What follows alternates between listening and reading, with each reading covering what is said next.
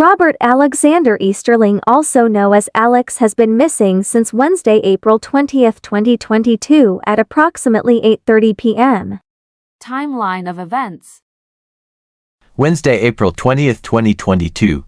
The day of the disappearance, his mother picked Alex up outside of the Madison Police Department in Madison, MS around 3:30 p.m. He and 3 women were pulled over by law enforcement in Leake County, MS on February 16, 2022. Alex had an outstanding warrant and was held for Hinds County authorities. He was in police custody from that day until he was released on April 20, 2022. After his mother picked him up, they went to the Hinds County Courthouse to check in with the pretrial intervention director. They returned to Madison and did some shopping at Walmart. She bought him a prepaid AT&T phone around 5:30 p.m. because his phone and backpack were left in Leake County in the vehicle he had been riding in. They went to her house and ate supper and visited for a while before leaving to take him to his house in Pickens, Mississippi. They headed north on US I-55 towards Pickens around 7:15 p.m. They went to the Shell station at exit 144 on US I-55 and he went in to get a pack of cigarettes. When he came out of the store, he told his mother that she could just take him to a friend's house and his friend would take him to his house to 134 Peace St. Pickens, MS 39146. Later so that she didn't have to drive all the way into Pickens after dark. Asterisk phone records can confirm asterisk. They went back across the interstate and took the first left off of HWY 17 onto Stockyard Road and turned in the first driveway on the right to 138 Stockyard RD. That was right at 8:15 p.m. There were multiple salvage vehicles on the property. It looked like a compound with a high privacy fence and blinding lights. There was a car parked, facing out, on the right side of the driveway. Alex said, "Oh, don't worry about him. That's just Chucky's brother." She dropped a map pin and asked him whose house it was. He said, "My friend, Deedward asterisk." She sent the text to herself with this name as a reminder. Asterisk. She hugged him, kissed him on the cheek, said, "I love you, be smart." He asked her to let him know when she got home. She texted him at 8:50 asterisk that she was home but never received a reply and he has not been heard from since. Multiple family members tried to contact him on Thursday for 21st and Friday for 22nd. Sometime Friday the phone battery died and now all calls go straight to voicemail. Asterisk phone records can confirm. Friday 04/22 Holmescon to Shefflim, Easterling and requested a welfare check be made. His mother checked Alex's cell phone records and that same location that he was dropped off was the last place his phone was active. Sheriff March went to the last known location and spoke with primary resident Deedward Anderson. Anderson confirmed that Alex had in fact been at his residence on Wednesday evening and that he spoke with him. Anderson's statements include 1.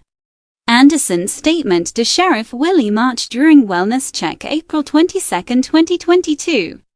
Anderson stated that he and Alex made small talk on the front porch for a few minutes, and he went inside to get a t-shirt to put on. When he returned to the porch, Alex was gone. Anderson then stated that he did not see where he went or who he might have left with. 2. Anderson's statement to RWE during follow-up visit for 20-2022. Later that same day, Robert W. Easterling also went to the same location to speak with Anderson. He again confirmed that Alex had been there and he had spoken to him. He then stated to RWE that Alex asked for some phone numbers because he had just gotten a new phone that day.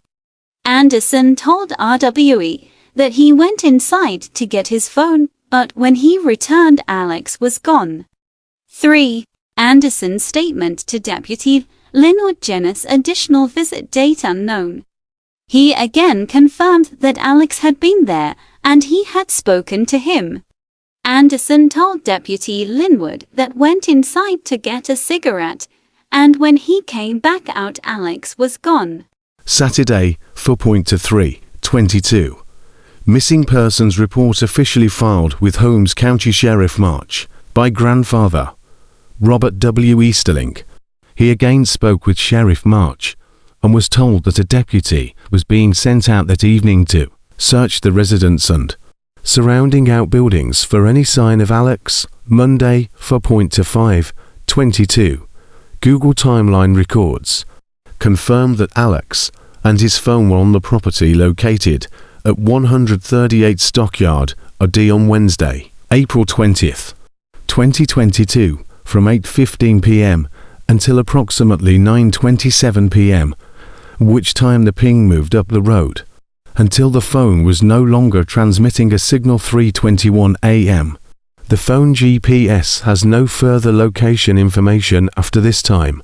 Metadata from the phone confirmed that at 8:29 p.m. and 8:33 p.m. the Google activity detected tilting at 100% accuracy. Note: additional request for geofencing data has been requested of the HCSO multiple times, but has been denied. The HCSO pulled official phone records from 10 p.m. on instead of the entire activity. The first ground search was conducted by family and friends on the same day. Starting around 3 p.m. areas around Stockyard, OD, and Varnsdale, DD, were searched for any signs of Alex without success. Wednesday, 4.27/22. MDWFP flew drones around Stockyard, OD, and Varnsdale, OD, around 3:30 p.m. Thursday, 4.28/22. The second ground search was conducted with 2 K9 teams. Along with Holmes County Deputy Linwood Genus came to assist in the search for Alex. The group arrived at 138 Stockyard, OD at approx. 9:45 a.m. Anderson was working in a large tilled-up section of his yard. We were initially refused access to search, but finally allowed after Anderson made personal calls from the deputy's cell phone. We were informed that he called Sheriff Willie March and his mother Delaris Anderson. Sent canines immediately hit on Alex scent. They indicated at the front gate, front porch, and around towards the back of the property. When the canines tried to follow the scent trail to the back of the property, Anderson's behavior changed dramatically, and he told the handlers that Alex didn't go back there and they could not search any further. The handler responded, "You told us that you didn't see Alex leave. How do you know that he didn't go back there?" The cadaver dogs also indicated a canine change in behavior near the front of the home. Anderson's behavior became more volatile and the handlers felt for their safety and determined that it was best to end the search. We are not allowed access inside the house or outbuildings, and none of those have ever been searched nor search warrant obtained. Additional canine search was done on adjacent property south of Anderson's property line in the direction the canines initially indicated, but no further scent or cadaver trail was picked up outside the property. Have audio and pictures.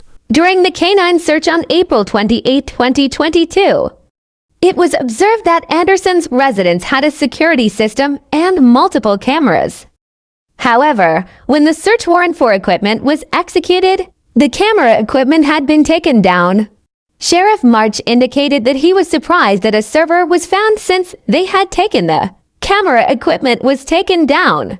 Statement to Tracy Hernandez during conversation with Sheriff at Scott's service station. Friday, May 6, 2022. Phone records for Alex's new phone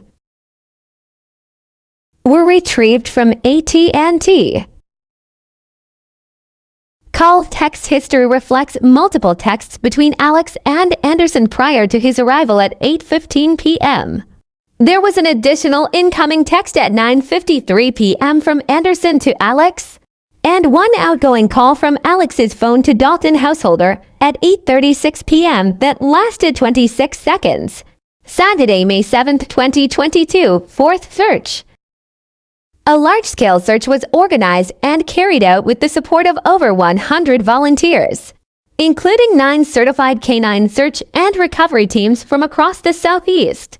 Lexington Police Chief Sam Dobbins and multiple off-duty law fourth search received word that Deedward Anderson's phone records had been retrieved.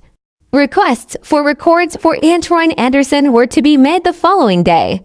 No analysis has taken place or been reported to the family or MBI at this time. Regarding findings, these findings would confirm that Deedward Anderson was aware that Alex was on his way to 138 Stockyard Road, Pickens, Mississippi. Friday 04/29/22 received a call from Goodman Police Chief that there were low-flying buzzards birds around exit 146 I-55N. MPH and Trooper Nathan Lincoln's D-20 flew a drone in the area for officials. Have audio and picturesque with Sheriff Willie March regarding Crime Stoppers reward, any incoming tips, and confirmation that the house at 138 Stockyard had been searched. Heavy audio filer Saturday 04/30/22 third large Scroundirch was done along I-55 between mile markers 1 for 6 without success. Tip on bag caught on limb at Big Black River Bridge on Hawaii 51 in Pickens, MS was received. Family members met Deputy Linwood Genus at the location to provide him with binoculars. Monday, May 2, 2011 days after the disappearance of Alex Easterling, the Holmes County Sheriff's Department requested that Deedward Anderson voluntarily come in for an interview and polygraph at 10 o'clock a.m. He arrived sometime after 11 o'clock a.m. and declined the interview and indicated that he was contacting an attorney. He was permitted to leave on his own, and we are now waiting on his attorney to call and set with the sheriff. On up a meeting his own, and we are now waiting on his attorney to call and set up a meeting with the sheriff. Note: as of current date, this interview has still not taken place, and the last person that saw Alex alive has never been formally questioned. Upon further requests by the family, it was learned that Deedward Anderson aka Chucky had not actually retained an attorney, however, has yet to be questioned. Tuesday 05/03/22 met with Holmes County prosecutor to get general information regarding criminal procedure to explore how a search warrant is issued. In waiting for that meeting, we asked his probation officers why a known drug felon is continuing to be allowed to operate while on parole. We're informed by parole officers that Deedward Anderson has paid all fines and has not tested positive for drugs, and unless there was an additional charge they would not get involved. We reminded them that they were the only ones that could search the property anytime without a warrant. Passing out flyers around town, $10,000 reward. On this day, shooting and resulting death at gas station on Hawaii 12 took place. Wednesday 05/04/22 search warrant executed for security system hard drives and phone records for Deedward Anderson by MBI. Equipment was picked from Anderson's residence by HCO Deputy Juanita Mitchell. Then it was provided to Tony Dunn of MBI and taken to MS Crime Lab for examination. Video reviewed by family on February 23, 2023. Narrative to be attached.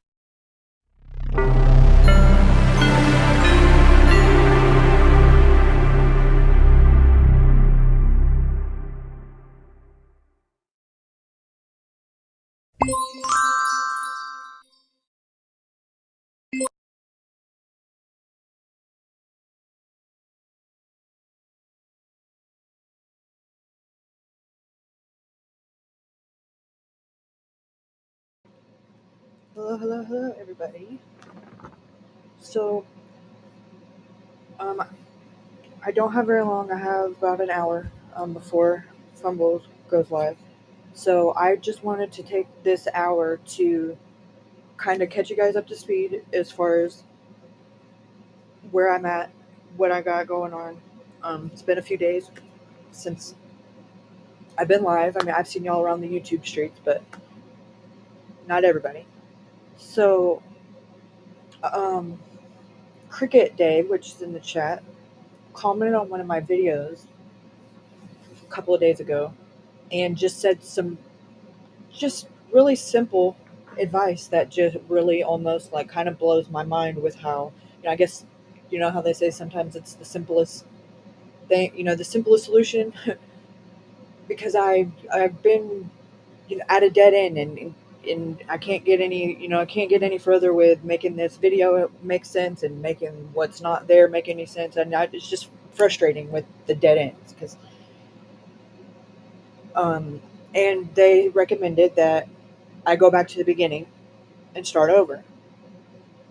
And I thought about it and was like, you know what? I might just do that. And that's what I've been doing because, if not only just for the fact of every time I go back to the beginning a little time has gone by. Along the way, I've learned new things or I've interpreted things differently. So it's almost like coming at it with a fresh set of eyes. I mean, it's exactly how it is. So then I'm realizing as I'm doing that I'm interpreting stuff differently again, or I'm seeing things now, and things that didn't make sense before make sense now because it's I've learned a lot as far as like how to specifically with the mapping stuff. Like I've learned what altitude and I didn't know what any of that stuff meant. I mean, I knew the concept, but I didn't know how it played into the phone records. So I've really the last week just been really, really doubling down and studying like how to get as a precise as a pinpoint, as much as is possible from a phone ping, and really, really, really get down to the nitty gritty of tracking where, according to his phone, at said times where the phone was at. And I'm going to be very particular when I say that because I can't unequivocally say that he was the one with his phone because I wasn't there and there's no way to prove it. But by the end of this, I want to be able to unequivocally say that I knew where his phone was to, as close as an accuracy as is possible.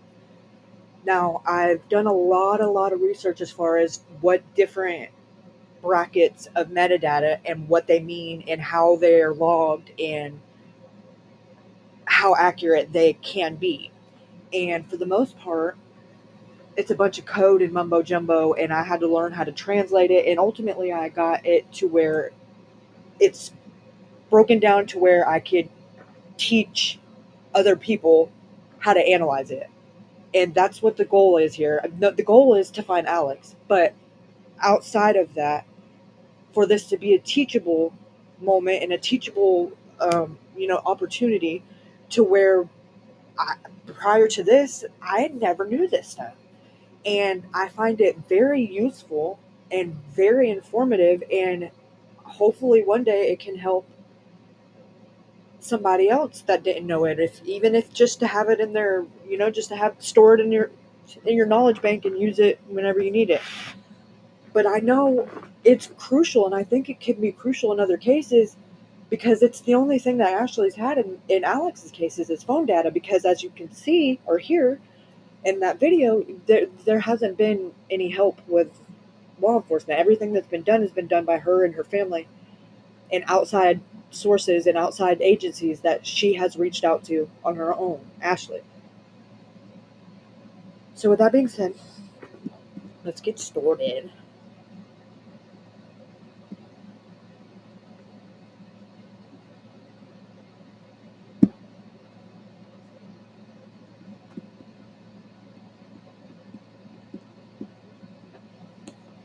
Okie dokes.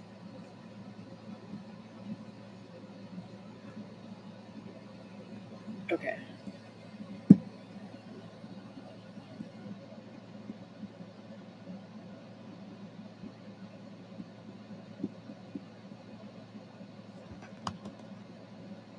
So y'all know me. Y'all should expect it at this point.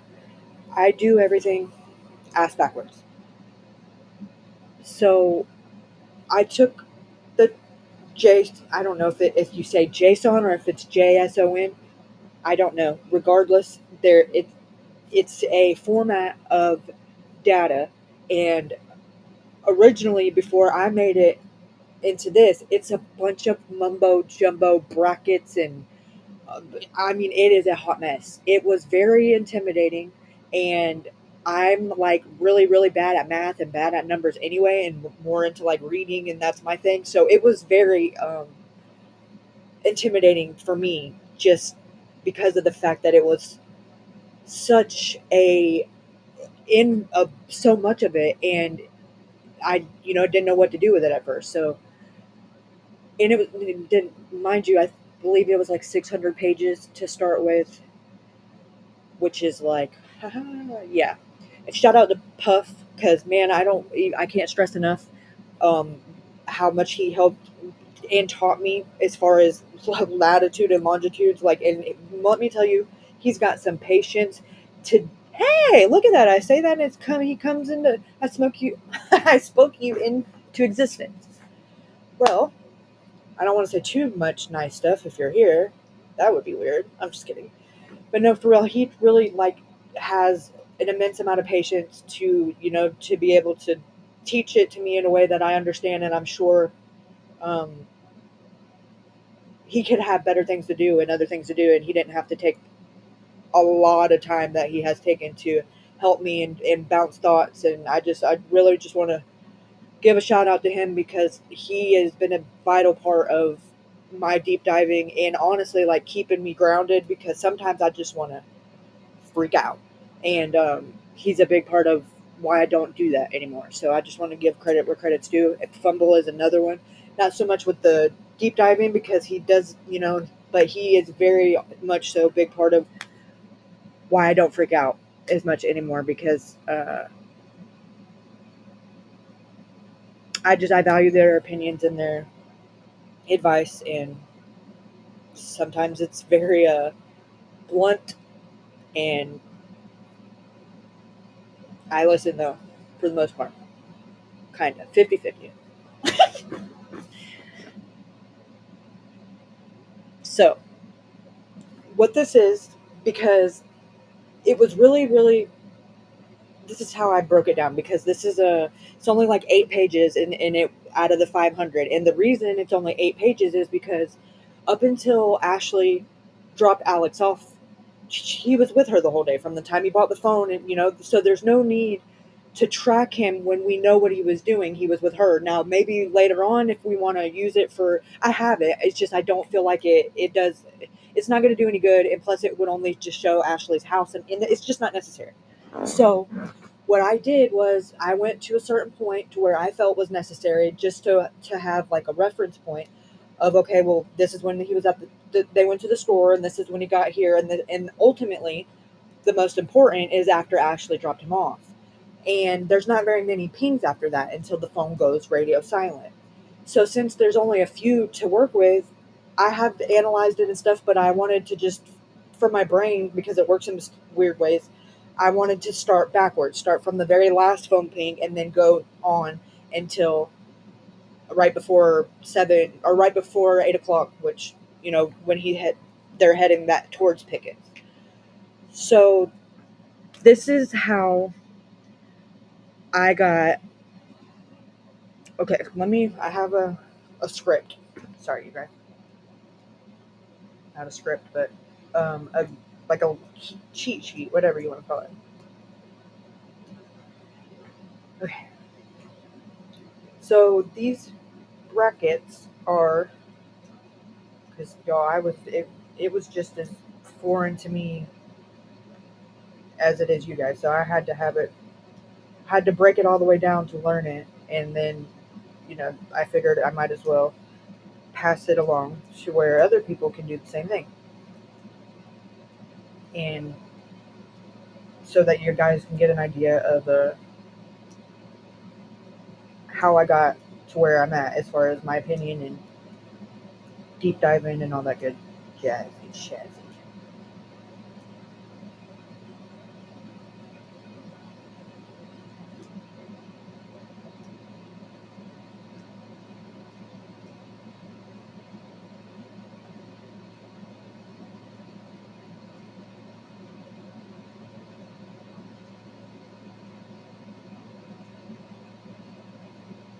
Okay.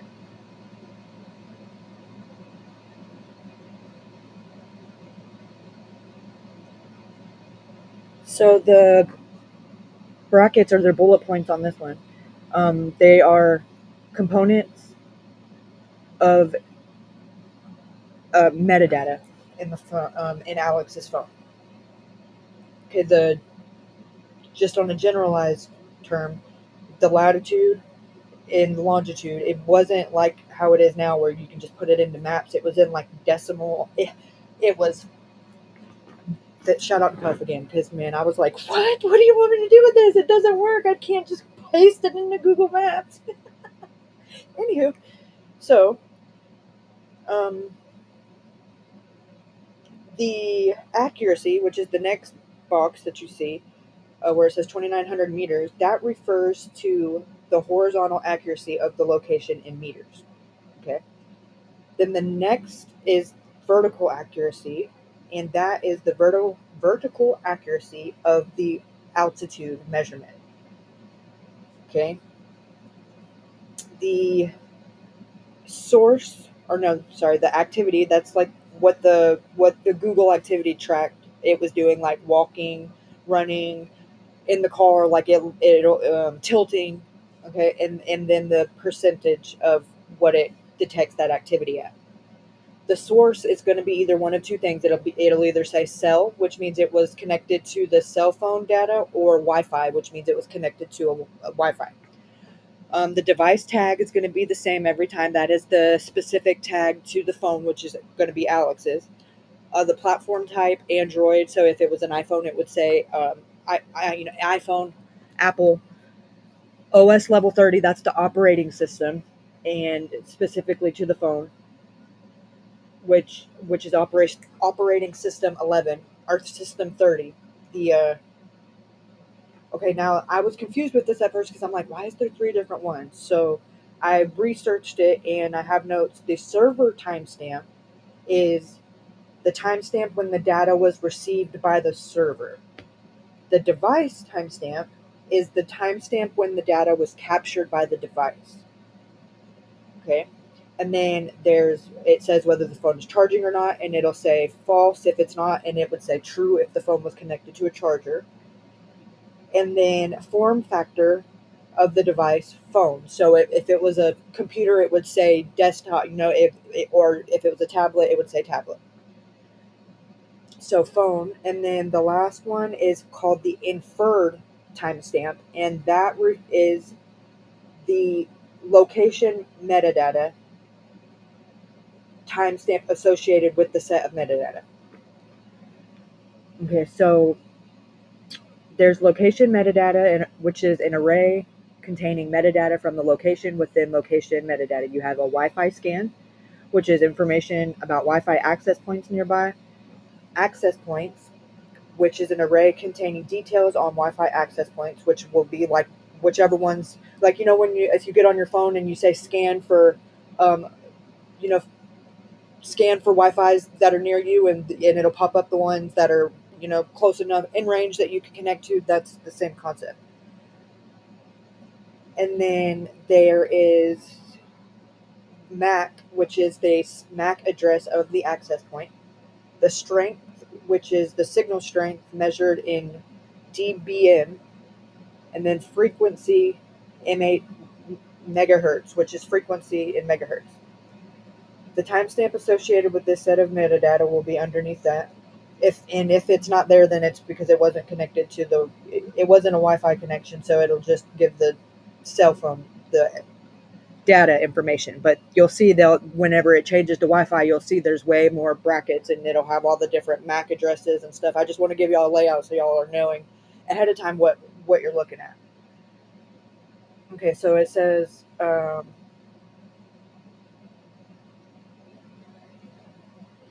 active Wi-Fi scan, similar to Wi-Fi scan in location metadata, but specifically for the active Wi-Fi scan at the time. The activity information is information about the user's activity. For example, still, walking. It'll say the type of activity, the confidence level in the detected activity, and the percentage that'll be the percentage. It'll say at 100% or 80%, sometimes it's 9%. The timestamp associated with this block of data, the data seems to include information about device locations, activities and Wi-Fi scans, and it's important to note that negative values for signal strength, for example, negative 62 represents the signal strength in dBm, when a higher negative value indicates weaker signal strength. So the lower the number, the stronger the connection.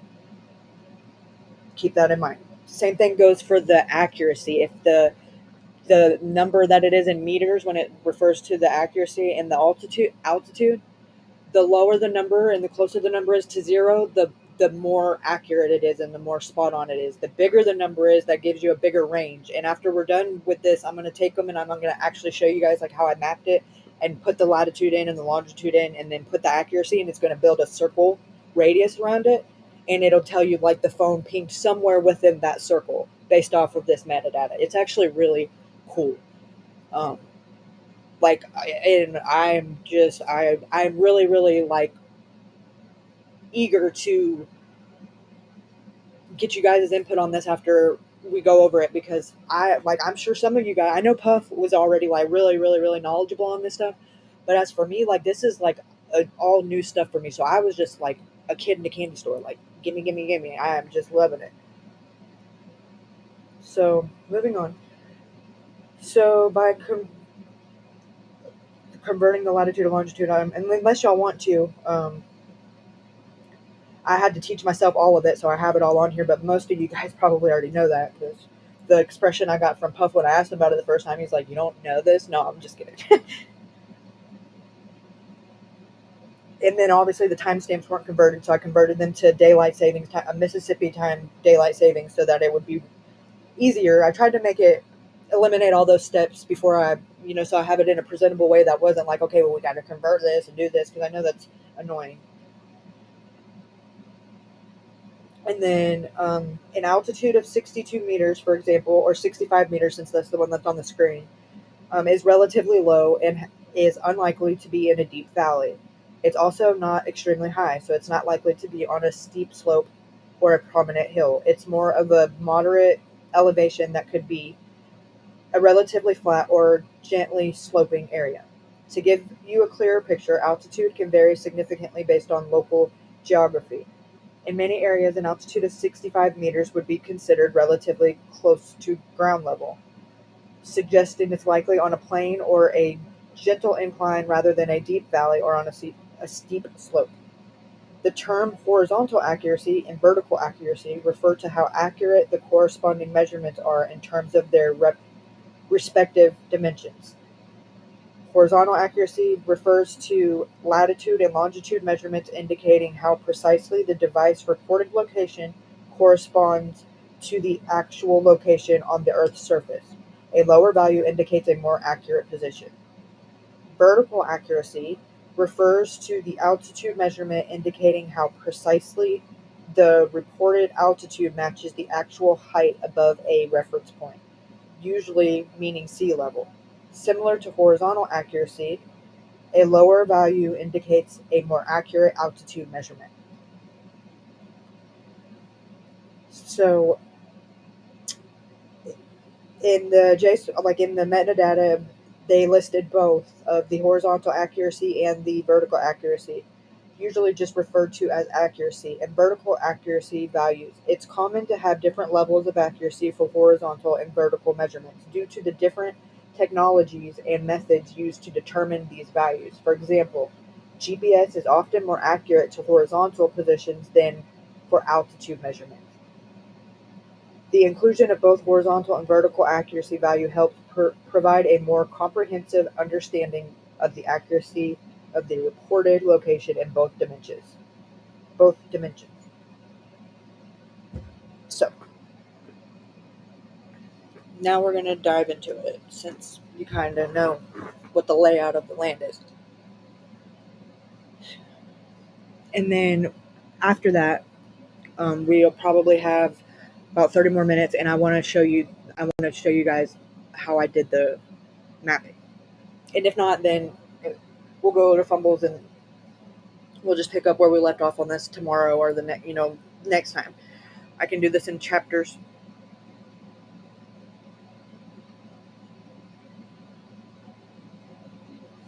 Okay, so we got the longitude, the latitude. This is the last ping, okay? From the last ping moving forward. So I guess if we, just to not be confusing, I can just start at the bottom. No biggie. Okay. So I started at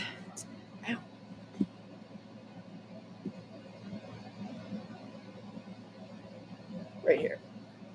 So latitude, longitude, accuracy 82 meters, altitude 63 meters.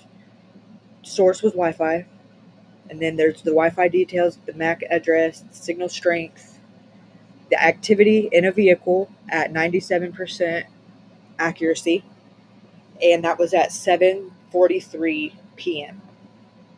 So from what I gathered and what I know, that was he was, if they hadn't left yet, they were, him and Ashley were about to head to Pickens. So they might have already been on the way by then. So the next one is at 7:36 p.m. So and well, no, 7:43, and then it's also connected to Wi-Fi.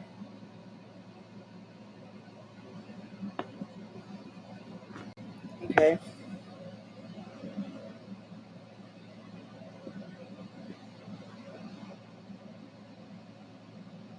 Now I'm gonna jump to about 8 o'clock because it's, oh, what's in red? Okay, yeah, this is right before 8.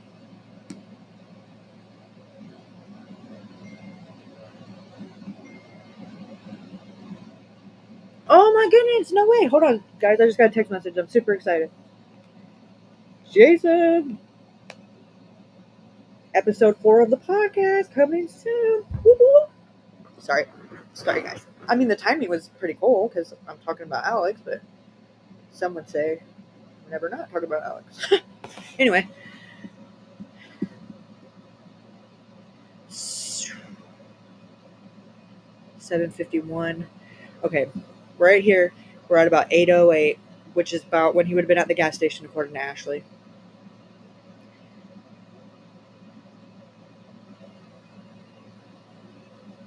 Yes, I'm going to put that up too. You know what? Let me see if I can do that right now. Let me try something.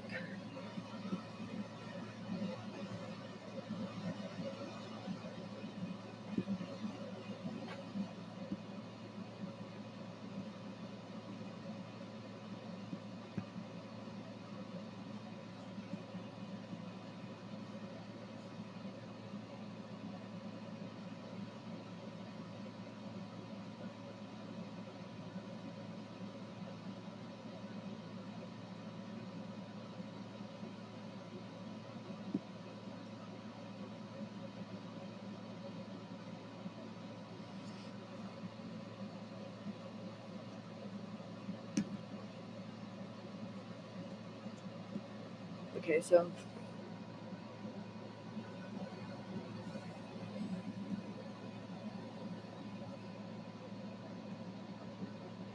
let me try to upload it this way.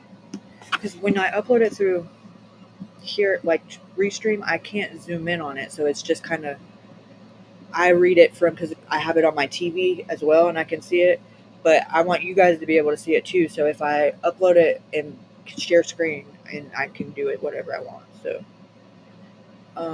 give me 1 second, maybe 2.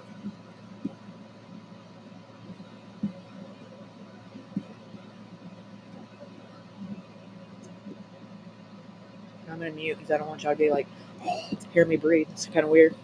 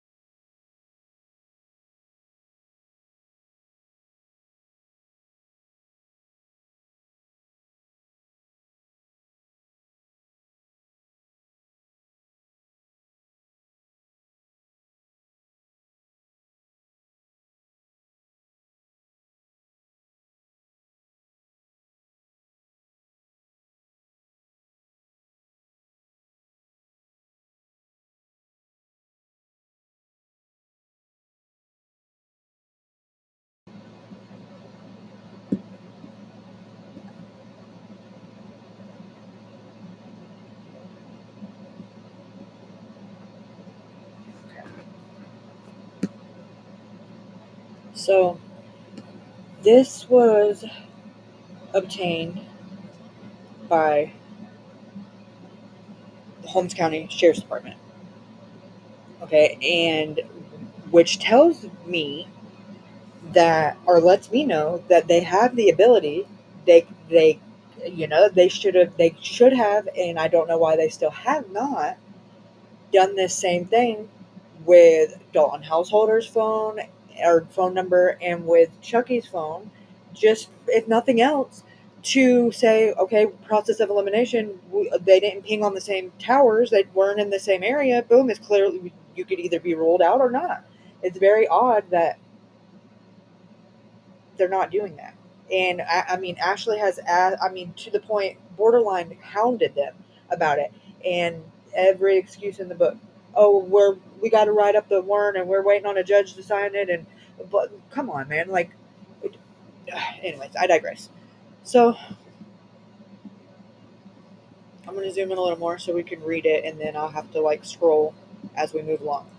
Because this is based off of the phone pings, based off of how they bounced off of the tower specifically. So the cell site, that'll be which tower it is, and they have an identifier number. That's what the number is, and then the date, and then it'll say what the if it was like a text or phone call, or it'll say data, which means data is literally anything else that you do on the phone that's not a call or text that requires data. That could be checking the weather app, anything in the app store, Facebook, Messenger, getting on the internet for anything. It literally could be anything else. It's just going to say data whenever it's logged.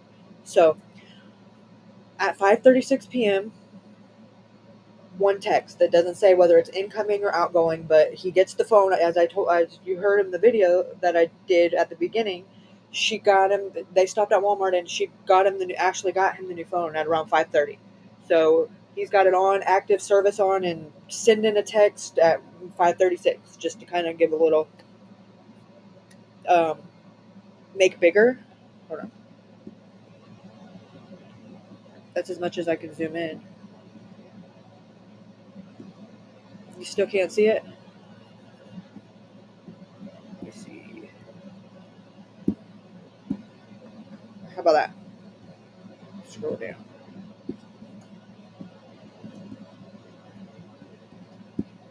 This better?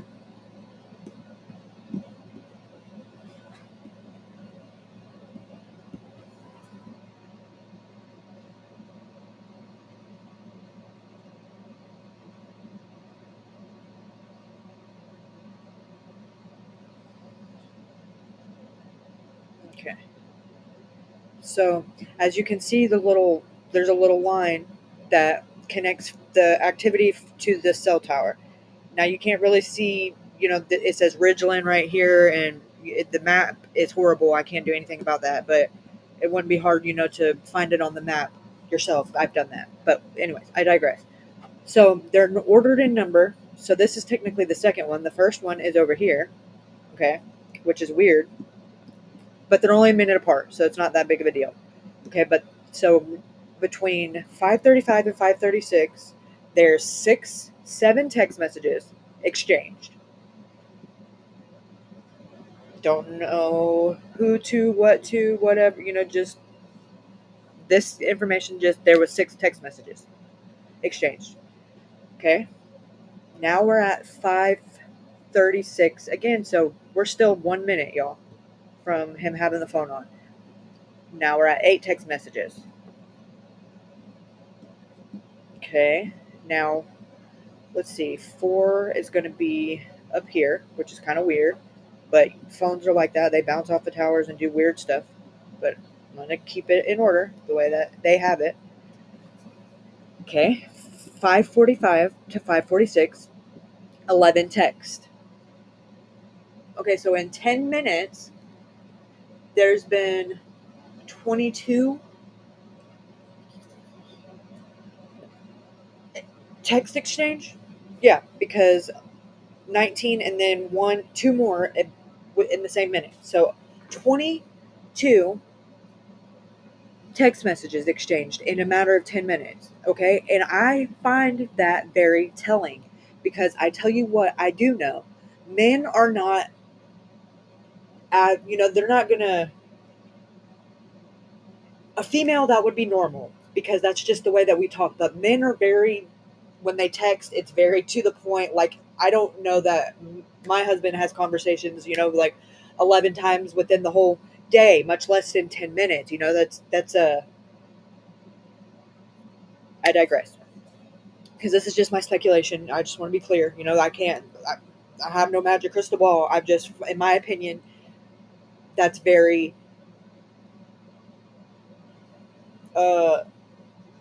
almost persistent, to say the least.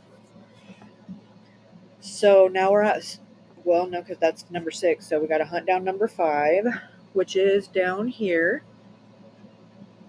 Don't you guys love scavenger hunts? Just kidding, kind of. Okay. So now we're at 5:46. 1 data. Okay. So he sends a bunch of texts, and now he's doing something on the internet. Could be checking his Facebook, could be checking the weather, could be checking. It could be anything. Unfortunately, I can't get any more. That's all that gives, and there's no way I can get any more specific than that with this data. So now we're at number 6, 5:46 p.m. to 5:53 p.m. 1 call. Okay, and this is very telling to me because, as you'll see, because I'm going to show this next, and we probably won't get to the mapping because we got right at 30 minutes before Fumble goes live. So I'll probably just do the phone logs, this one, and then the AT&T one, and then I'll probably just start my next live, which I'm going to plan for tomorrow, and I'm going to get right into the mapping and longitude and latitude and all that stuff because I want to be as thorough as possible and not just show you guys the end result and show you guys how I got there. That's very important about how I want to present this. So bear with me. It's not all going to be in one live stream. I'm going to try to break it down and kind of do like maybe an hour, 2 hours tops instead, because I know the 6-hour live streams are intimidating and people are like, oh, I'm not watching a 6-hour live stream, which is understandable. So hopefully I can break this down into something people will be interested in watching and can go back and reference if they ever need it. So moving on, the AT&T logs doesn't have this call logged on there. So what that tells me, in my opinion, from the research I've gathered and the way that things are logged, that means the call was not made through the service. It could have been made on Facebook Messenger. It could have been made on WhatsApp or Kik or anything that allows call, but it was not made by like phone number to phone number because it's not in the AT&T call logs. Okay, so 2 text and 5 data. Okay, now we're still at the same minute, 5:53 p.m. 1 text outgoing, so that means from Alex's phone to Chucky. Okay, now 5:57 p.m. to 6:14 p.m., 3 more text exchanged. Okay, now let's go to number 9, which is going to be down here.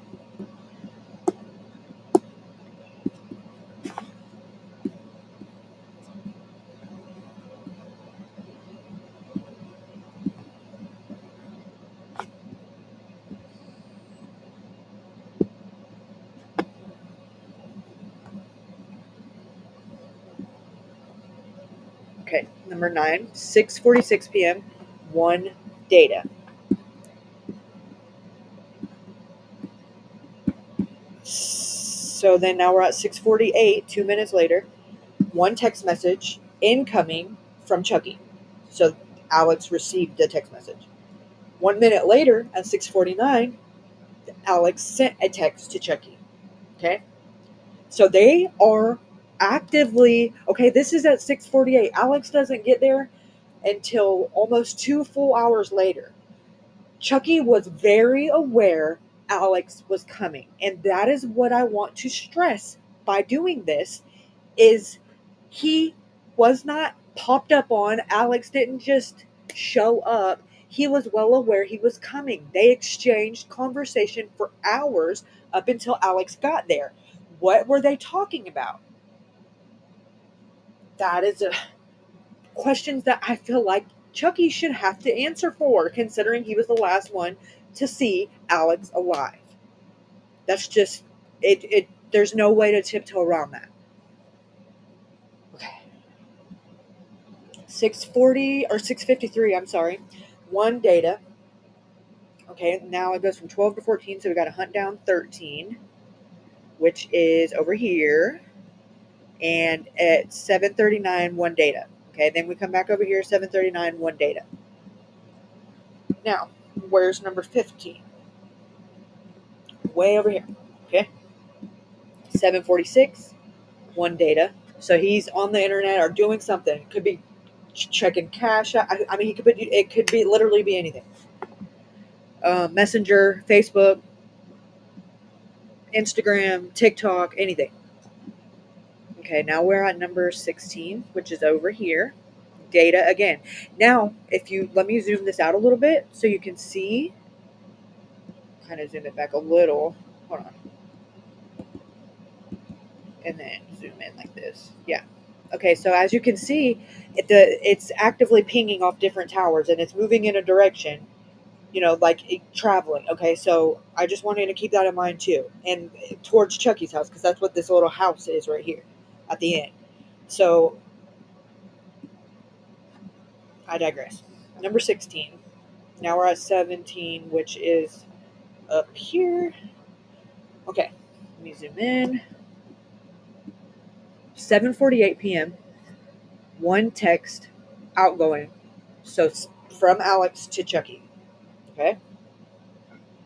Now we got number 18 is over here. 7:53. So now 46. 7 minutes later, Alex gets a text from Chucky. Okay. Now we're at number 19, which is up here, almost at Chucky's. Because look, you see right here is Pickens. Let me zoom in so you guys can see. Okay. Shh.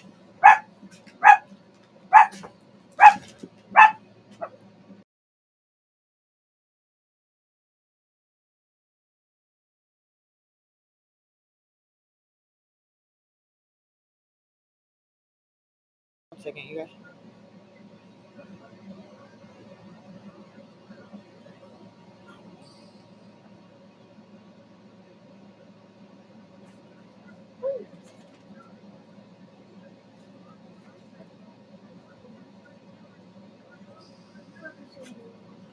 Take them out there. Go. Go, go, go. Go out there so they'll follow you. Daddy's using the bathroom. Go. Go, puppy. Go. Call him. Go. Go.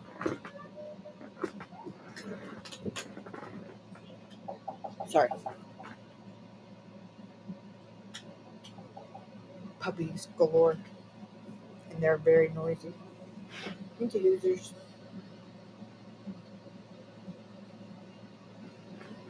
So he's in Pickens. The phone pings in Pickens at this point. That was the point I was making. Sorry, you guys. Now we're at 8:01. One data. Okay, now number 20 is over here. Oh, come on. There we go. So 8:01, one text.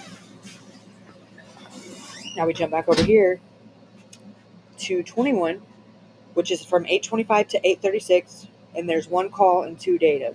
And the one outgoing call to that number, that is Dalton Householder, for 26 seconds at 8:36. Okay? Then, whoa. And what did Ashley just say?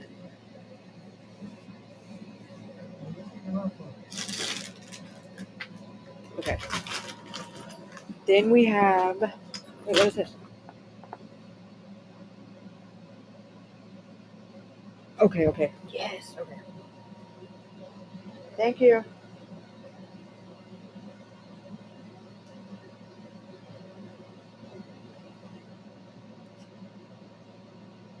Okay.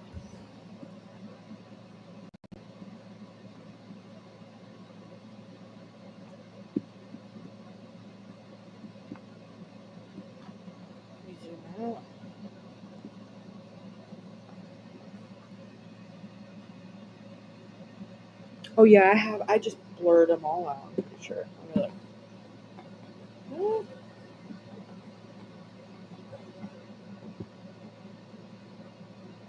Okay, no. You're right. So let me do this.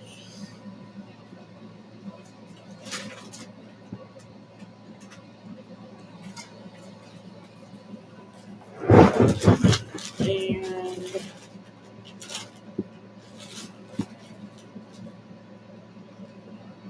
haha, awesome.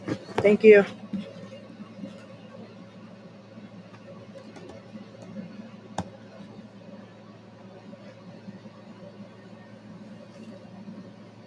So I'm being moved? What do you mean? I didn't catch that. What'd you say? What did you say, Pat? Alright, but we're getting close to time, 25 minutes, so let's get into these, break down this AT&T data so that we'll have that out of the way for next time. Okay, so this is from Ashley obtained these from AT&T, which is who Alex's service provider was, and got a copy of his phone records from, hold on, let me get that to go away, from 4/20/22, which was the day he was last seen, until May the 6th. Okay, this column over here is usage, which will say, like, if it was data, outgoing, incoming text, call, or it'll say incoming, outgoing call.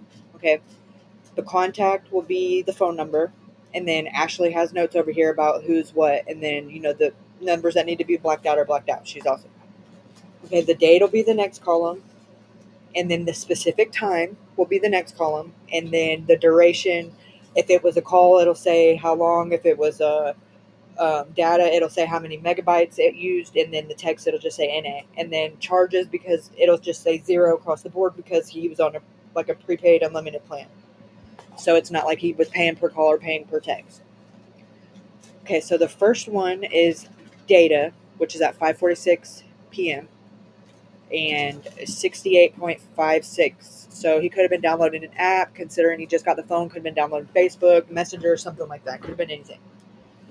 Okay, then at 5:51 p.m., he sent a text to Ashley so that she would have his new number. And then at 5:53, which is 2 minutes later, he sends a text message to Chucky.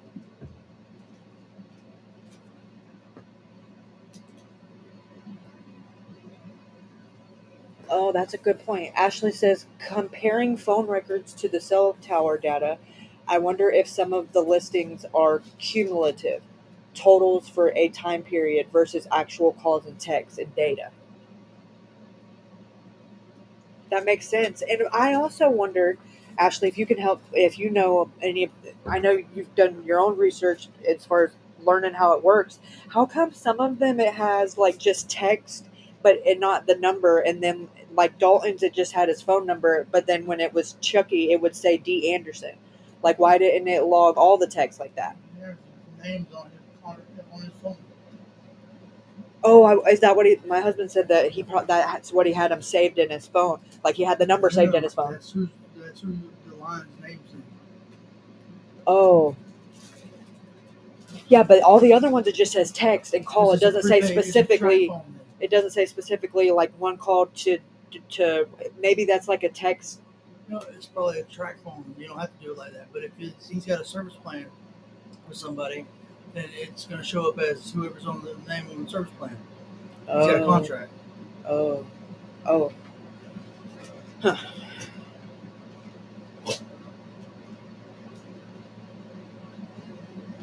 Oh, okay, yeah, that makes sense. All right. So now we have at 6:13 p.m.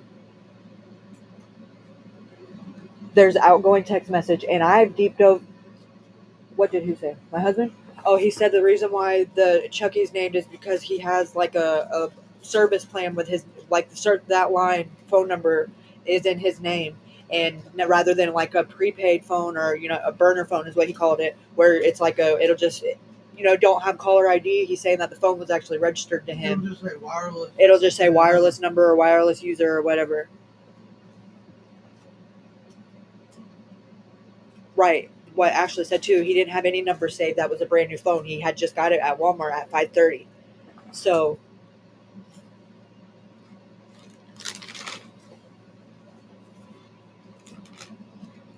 but the number is blacked out. But I've deep dove this number that the incoming and outgoing texts come from. I can't find anything on it. Don't know who it is, and it comes up in this or this account history quite a few times, and I feel like that could be the missing piece of the puzzle. Like not that we don't, not that it makes or breaks it, but I feel like it because it's not Dalton and it's not Chucky. Who is it? Because outside of Chucky, it was one of the first people that he got in contact with. Texted Mama, Chucky, and then whoever this person is. And this is all within a matter of 10, 15 minutes. Ashley 5:51, Chucky 5:53, and then 6:13. Bia says, "Okay, I get it. Thank you, Kaylee's husband."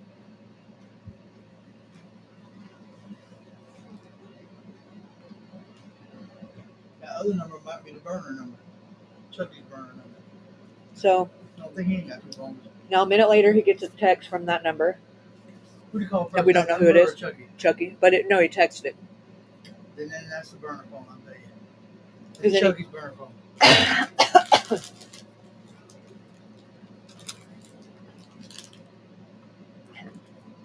Yes, it's not in service anymore. Catfish. Bottom of the left. But I can't. Technically, Chucky's number isn't in service anymore either. He got a new number, but it's still, you can still find that it was registered to him at one point in time. This doesn't come up to anywhere, not even like a spam number. But it's a burner. Here's a track phone. Page. Did he have a girlfriend? No, not that I'm aware of. Not that Ashley's aware of.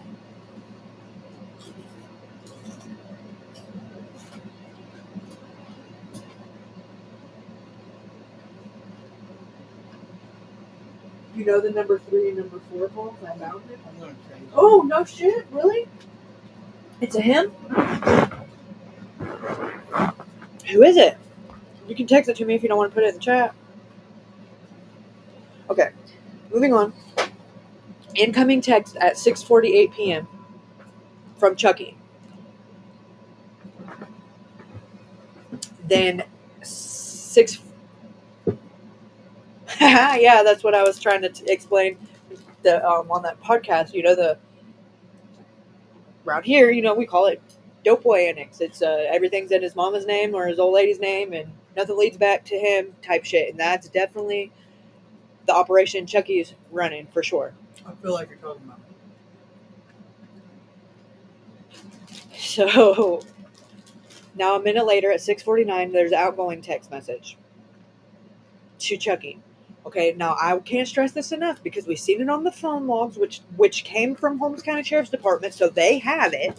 And then this is from his AT&T logs. He's actively conversating, however you want to word it, with Chucky for hours prior to his arrival. Chucky knew he was coming. Okay?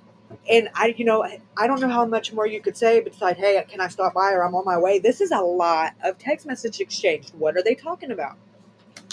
Why would Chucky act clueless and say, oh, he just showed up and needed some phone numbers? Well, he could have asked you for the phone numbers texting you. He had your number. That don't make no sense. I digress. Now we're at 7:48. So an hour later, outgoing,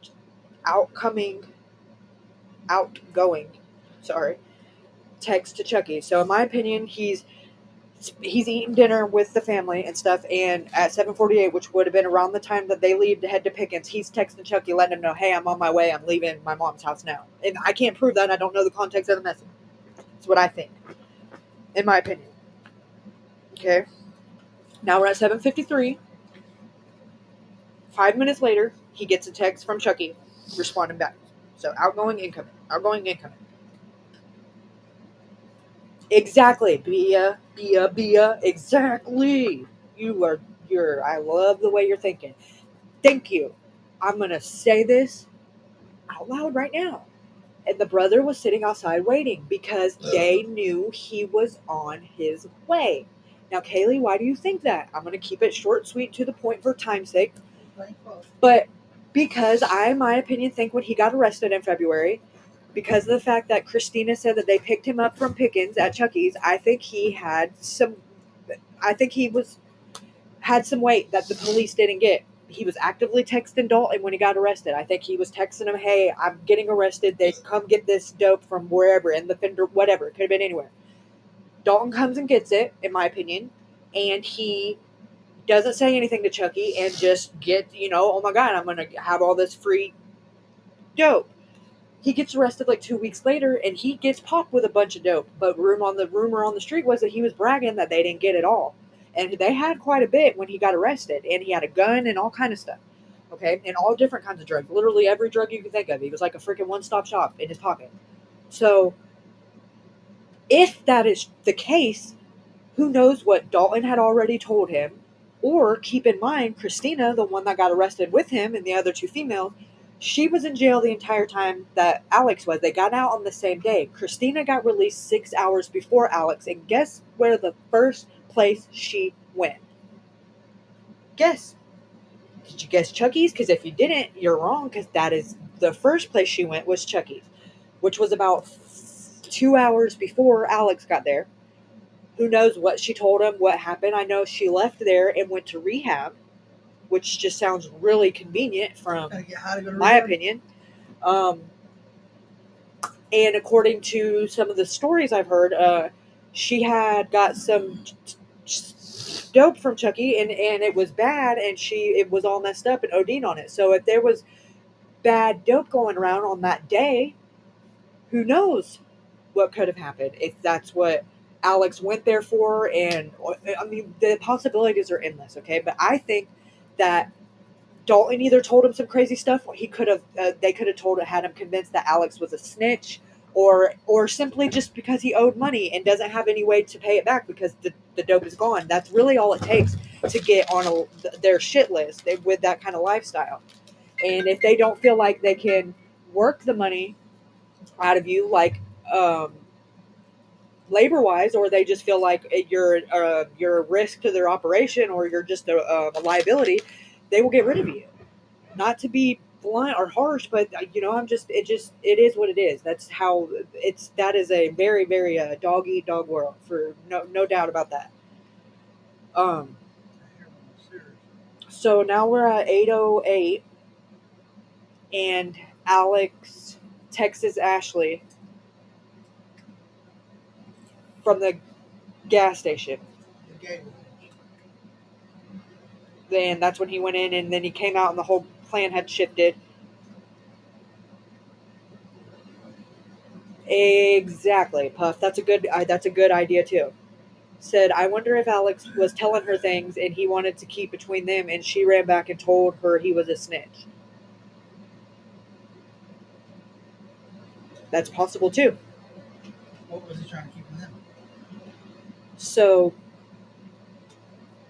but I know in my heart of hearts, from the stuff that I know from Alex and his trouble from his younger days, he did 8-10 months in a hellhole boot camp, kind of freaking concentration camp is what I should call it, because he wouldn't snitch. And Alex has kind of always been that way, and loyal to a fault, somewhat, to some degree.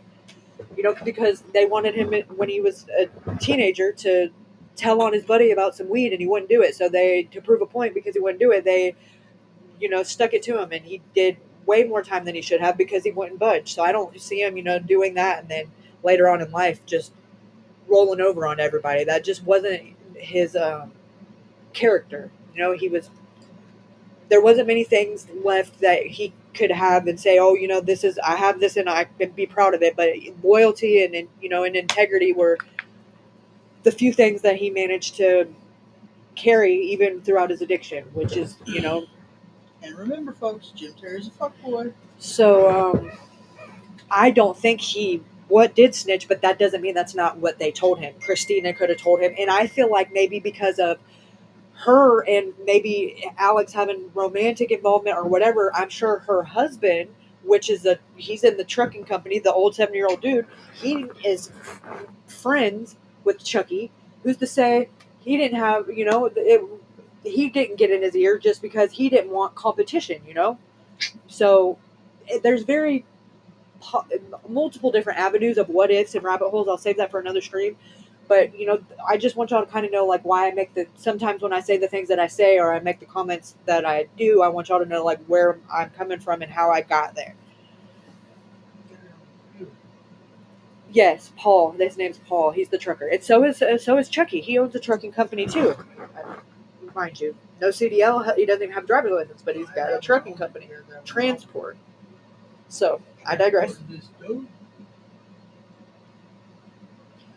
So now we're at 8:36 p.m. Outgoing call for 26 seconds to Dalton Householder. Okay, then the next one is at 8:50, which is Ashley texting Alex because he said, text me when you get home. So she texted him, let him know that she was home. He didn't respond. Okay. Then the next one is at 9:53 p.m. There's an incoming text message from Chucky to Alex's phone. Okay. So, according to Dalton, he didn't talk to Alex. He claims to not even if he called, it went straight to voicemail. Or like he's saying that his phone didn't even get the call, and I don't believe that because Ashley's done several trial and errors and tests and experiments, and left a voicemail, and the longest you can get is like 11 seconds, 13 seconds. There's no way 26 seconds, and not actually physically leave a voicemail. Oh, sorry, hold on.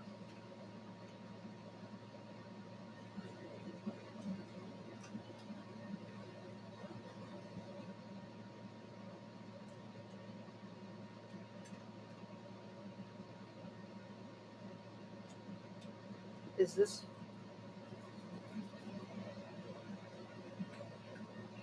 Huh.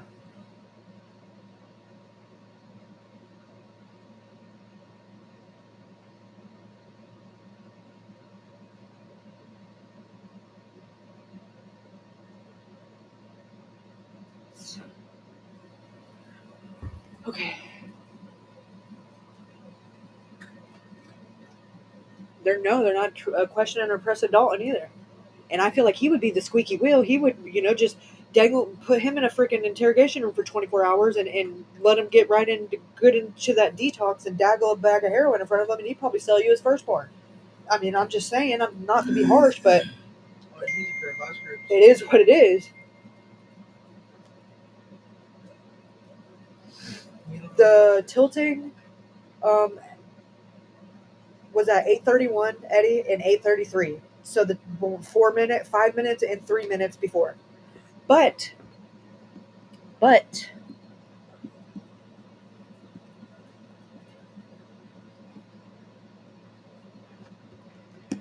I want to bring this back up because right here.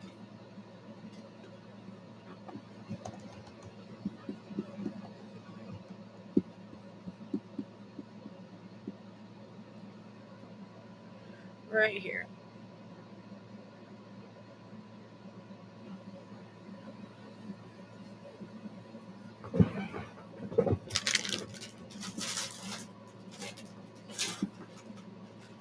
Okay, here's the activities.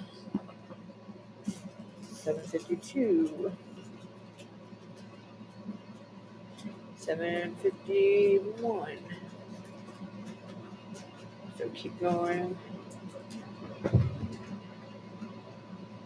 Now we're 8:08, 8:07.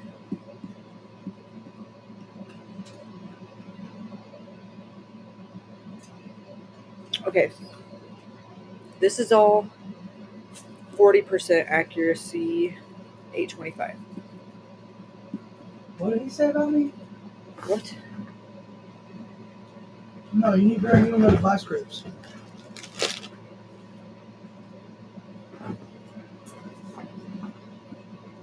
That's frowned upon. Get your job done. Okay, right here. 8:33. Eddie. They are activity tilting at 100%. 8:33 and 45 seconds. Okay. The confidence unknown 40%, in vehicle 10%, on bicycle 10%. Oh, the accuracy? Is that what you want to know?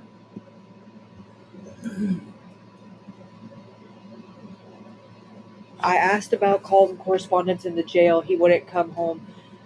He didn't come home with any letters, according to MBI. The only calls he made were to me, and that's not right, though, because he called my parents, too. Interesting. It may be like down here now because yeah, well, yeah, everything's digital. It's all on the jail mail thing. They take pictures of it and post that shit on your little mail. Yeah, but they should still, like, if they said that he didn't call anybody but his mom, and he called his grandpa and his grandma, too, that don't make sense. But all your mail that they send you a picture of, they give you when you get out. Like, they give you a big-ass fucking bag of it. Okay, so here we go. The time in the relation with the call. So the call is at 8:36. This is at 8:33 and 8:35. So literally, okay, the minute, or, well, it's actually 8:35 and 52 seconds. So seconds, milliseconds, whatever. Confidence unknown, in vehicle 10%, on bicycle 10%, on foot 10%, walking 10%, running 10%, still 10%. I agree with whoever that is. Fuck them up. I think someone else made that call. That's what I think too.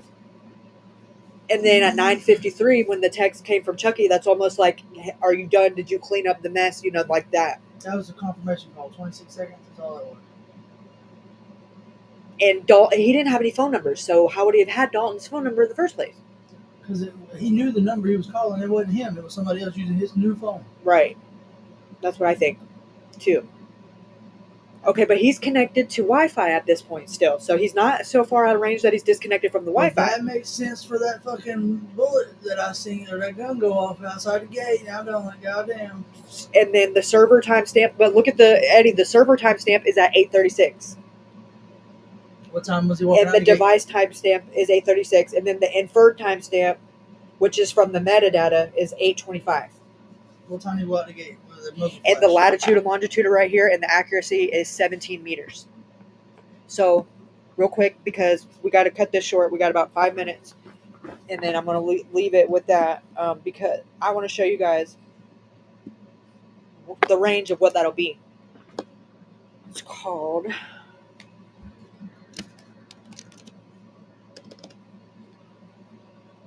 I bet it puts it right outside that fucking gate.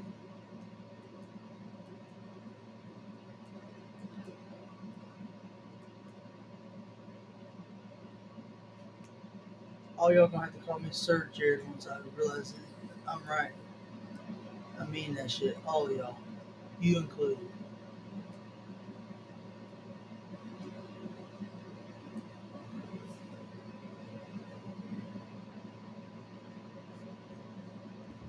Okay. Share screen.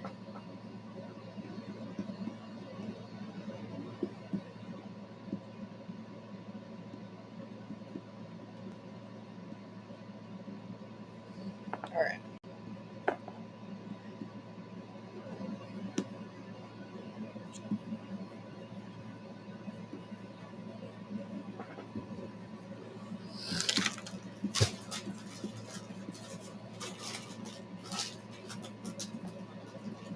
All right, let me copy and paste it. Latitude and longitude.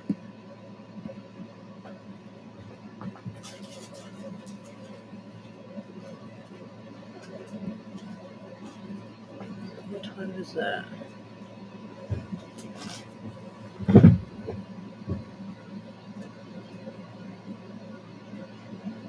$8:30. Okay. Copy. What makes sense? My theory? I don't know.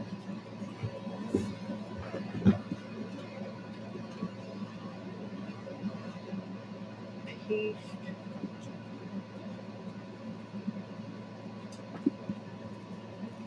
This guy right here might have something. Because he agrees with me. Because the rest of y'all are wrong. Who? Puff Muffin. Read his comment. No bromancing. I'm not having that shit. Hey, this ain't a bromance. When two people Nope. got their shit together, that's what happens. I don't want to hear it. I don't even know who the fuck he is. I don't care. He's got a great mind. His things like mine. Okay, now the radius is going to be 17 meters. Which puts it right outside of that privacy fence. Now Where that put it in muzzle flash was meters. And new circle. Boom. Let me change Wait this. a minute, you ain't boomed nothing yet.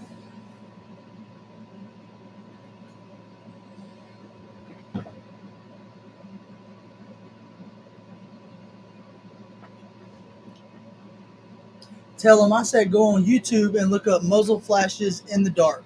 Pistol He muzzle did it. flashes. He sent me. He did it like a. His own muzzle flash? Yeah, sent it. Still looks the fucking same. Okay. Yes, Ashley.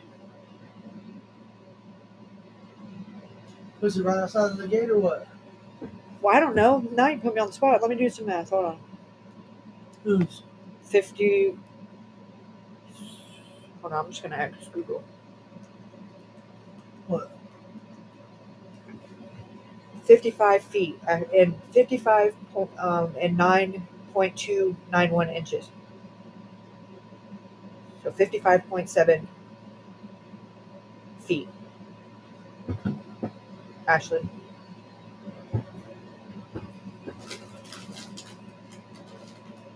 So that what that circle means is that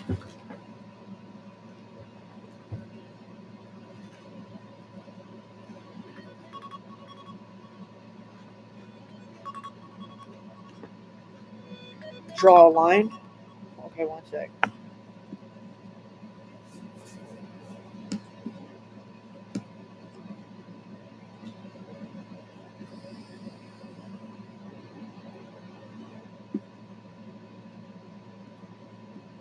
What are you drawing lines to?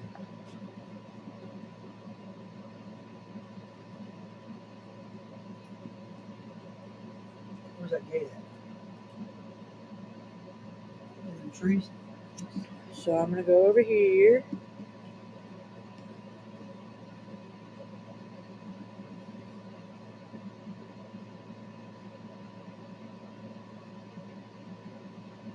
Okay, yeah. I got you. Hold on. Well, let me.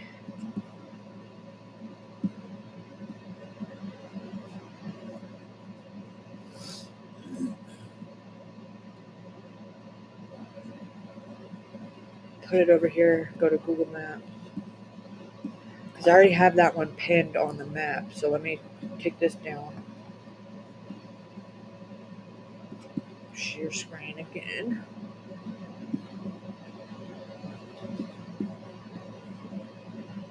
Go to saved. Phone pings. Layers. Okay. Do-do-do. Do-do. Boom, boom, boom. Here. History.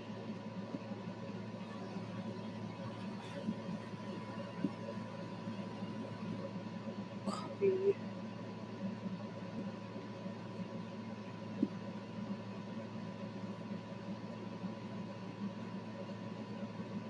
Paste.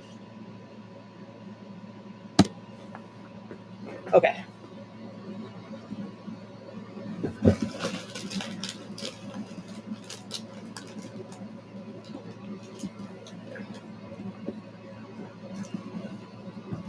Measure.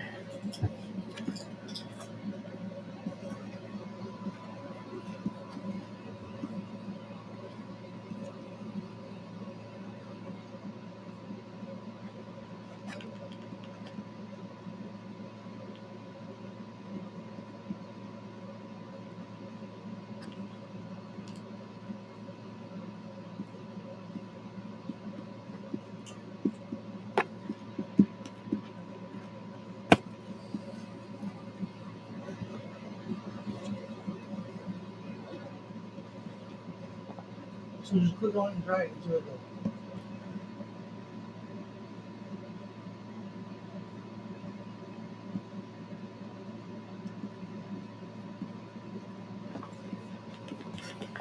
don't know why it's not giving me the option. You couldn't click and drag it. I'm trying to. That's not what I'm trying to do. It should measure it like that. I'm trying to measure distance though. Click it and drag it, see what it does. Drag away. Well, I can't move the point. That's what I'm telling you.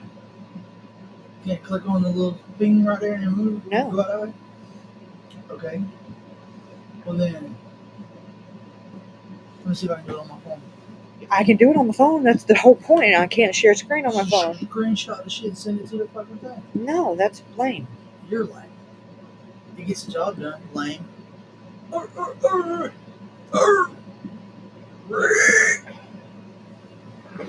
why it's not letting me. Let me see if it's.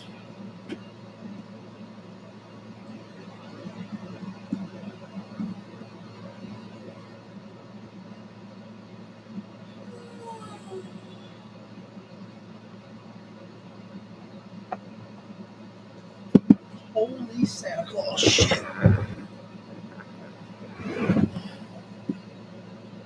So, It's really weird. Mama. She's weird.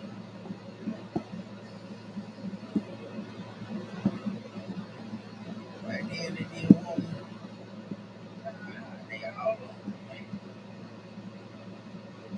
Let me see if that changes on Google Earth. This is lame.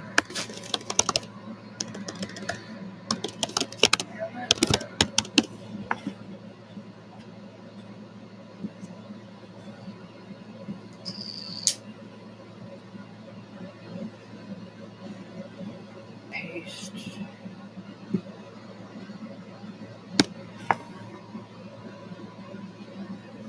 Okay.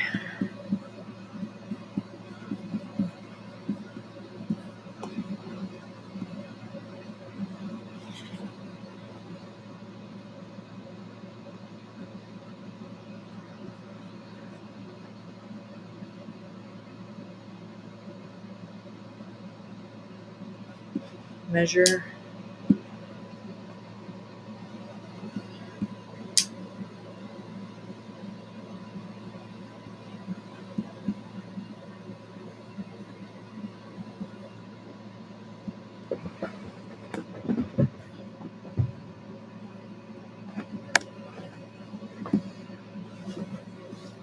So what? From over here. No.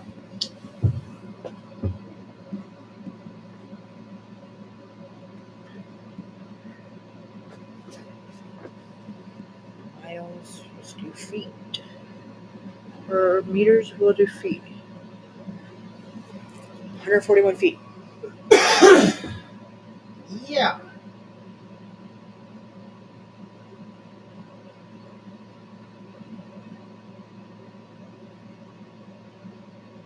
So what do you want to know next? Like to measure from the tilting point to the fence? Yeah, Okay, hold on, let me click that. Okay, when I put in the latitude and longitude of the last ping and type it into Google Earth, this is where it comes up. Okay, and then you have to think within 17 meters is the accuracy of this. So let's say, what, measuring this way? If that, see how far the gate is? Yeah, 17 meters in Hold a on. circle. So go to the ping and then go 17 meters out. And then you just make a circle out of that. Yeah, hold on, I'm trying to zoom out so I can see how far the gate is. Okay, measure here. Boop, boop, boop. To about right. Well, no, because the gate's right here. Bullshit. Yes, huh? There's not another gate in them trees right there? Does it look like that if you go back into that map? Look. Go over some more. That way. Which way? Go that way. Hold on. That way? That way. Towards the house? Yeah, you see how it circles around that shit over there? There ain't nothing over there in them trees where he can get in and out of that? Come on. I don't know. I'm asking. See how that goes? It's still dirt up underneath that tree right there. That means that something goes that fucking way. Well, this isn't doing no justice because you don't see none of the cars, all the 1,000,001 cars. I mean, look at all these other driving trails. Now, somebody, welcome to the conversation. That's what I'm And all the junk cars are usually over here. I mean, and look, that looks like a trail too. Exactly. There's 1,000,001 fucking ways. Wait a second. You're not looking at the right property or something. No, that's it. Motherfucker. Sorry, y'all. Yeah, I do that. I don't give a fuck. I'm blowing holes all in this shit. So according to this, I wish I could. Okay, let me do this.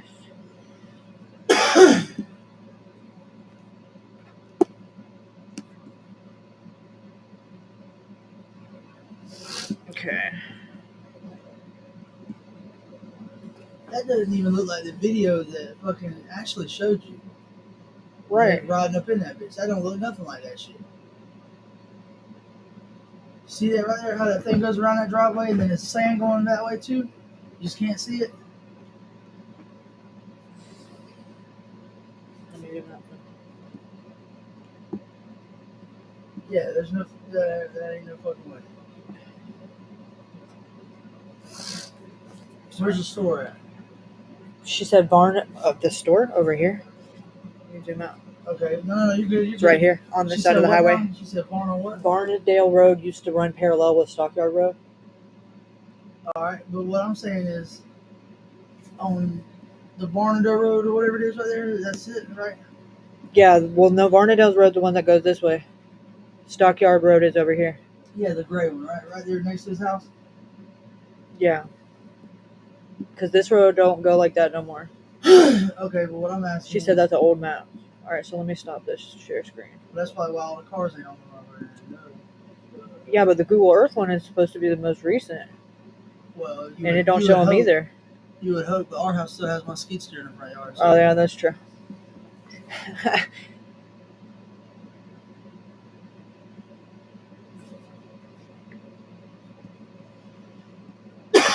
What is this?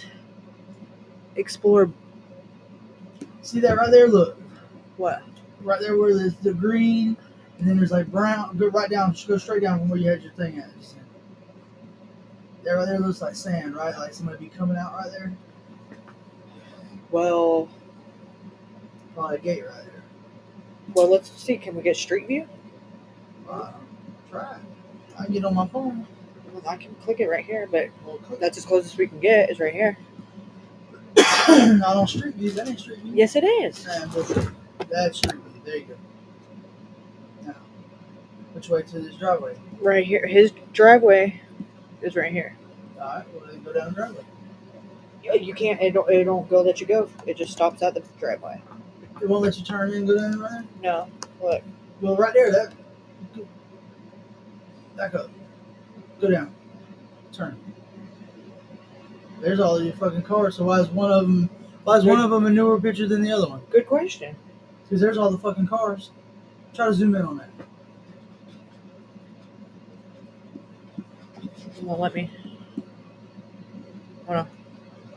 There we Just, yeah, click it and open it up and see if it'll zoom in that way. go. That's as far as it'll go. Well, those are fucking cars. We can see that. So that's an updated picture, but the aerial ain't updated. So how the fuck does that work? The old road's still there, though, is what she's saying. Like, it's still, like, it. Okay, so with all them cars, there's not another gate up under them trees that she knows of? I mean, she was there. I wasn't. The gate that Alex walks out of, that's the only gate. It's like a cattle gate. Where the spotlight is and stuff. That was, I'm telling you, that was a muzzle flash. That's a long ways, though. It doesn't even look that long whenever they're pulling up in there with their dad and all that shit. When he's out there Right. playing garden bitch. Well, hold on. Let me share this for context. That's a long ass ways. I thought there was two gates, though. Thought he's got a privacy fence compound and then another gate. somewhere else, right? Or no? I don't think so. Hold on, let me pull it up. Well, then that video doesn't do it no justice then. But Ashley said it looked completely different from That's what nighttime I'm and saying. daytime. Like, it completely different. Well, yeah. Just from the video and then what you're seeing right here on Street View is completely different. Right. Alright. Ariel don't do shit because they don't even show the cars. Convenient, right? Well, fucking Mississippi for you. I'm kidding.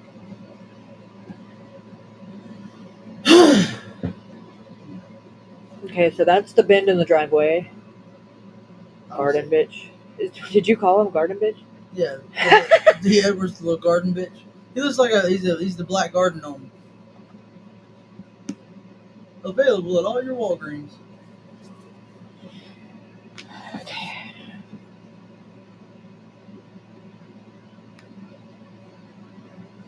There's him being a little garden bitch. Yeah, and he's the new black garden gnome. Available at all Walgreens. You see the privacy fence over there? Yeah, exactly. And the house is right there. So, what And there's cars along the fence line too. You see them? Yeah, I know that, but I'm saying.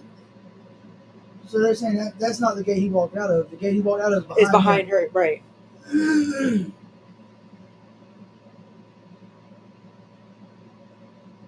That's just from where she took that picture at right there.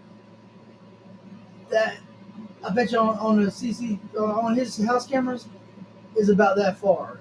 How much further behind her is the gate? I think she's coming. She's out the gate right there. She's out. I'm not mistaken. Okay. But that doesn't look as far as like you just laid it out on that map. It looks like it's a quarter of a mile or better on that fucking map. That's not that far. I could hit the house and the gnome with a football from right there. Okay, and now this is from the outside of the gate. He walks like he's got a corn cob up his ass. So does Fumble. Whatever. To each his own. I ain't judging. I'm fucking judging. I'm lying. I'm judging. Okay, that's the outside of the gate. To the end of the end of the driveway. That was really him walking over here like, oh, buff nuts. Yeah. Oh, poor thing. He got picked on in elementary school, I bet.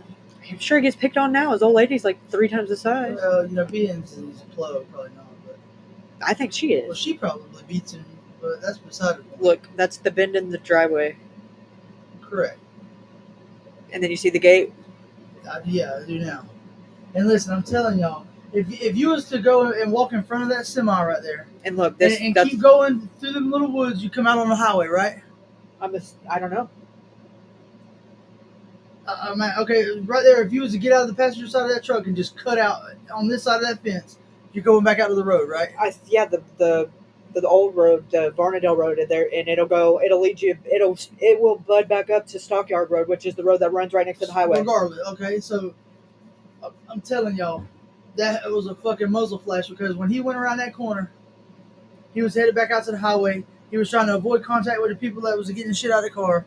He didn't want to talk to nobody. Whatever they said done pissed him off. Yeah, and that was only worried. 12 minutes He from the cut time he the got fuck there. out. Right. Right. He cut out.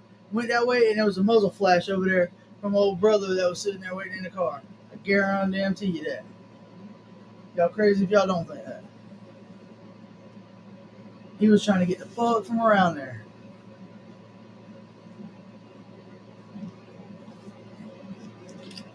Okay, hold on. I think old little. Okay, Ty, this is the last place Alex was known to be. Put in there and All put right, orders. and I can't go in there because it's. If I'm leaving out of there and I take a right, the store, the Marathon store, is right across.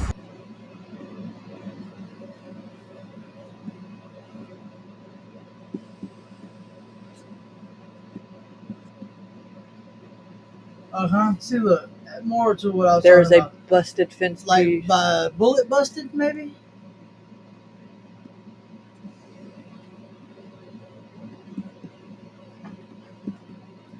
If y'all slow that video down, when he went out of that fence, he had a bag in his right hand.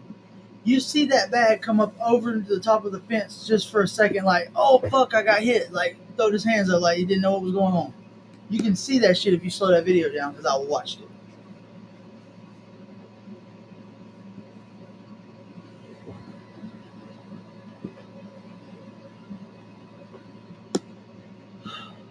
Fast Eddie, got to slow down, bub. Because I'm telling you. Oh god, I can't deal. I used to eat, sleep, dream, and fucking poop guns. I know. Okay, here we go. There's collectors and then there's people like me that are just enthusiasts. I was wrapped up in them.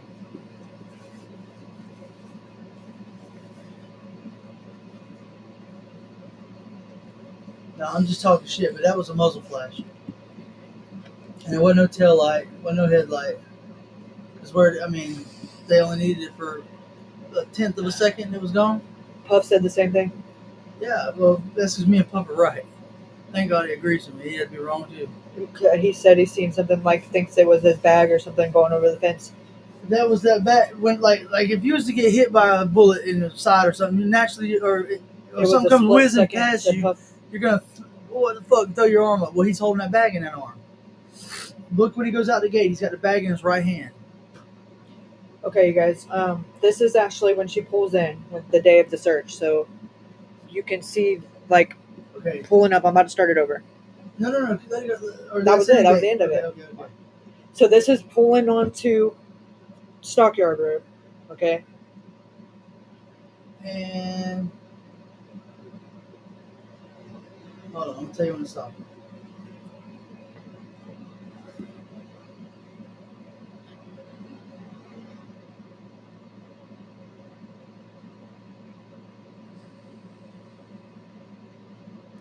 Right as she's coming up to that gate fence, stop. Like where you can still see it.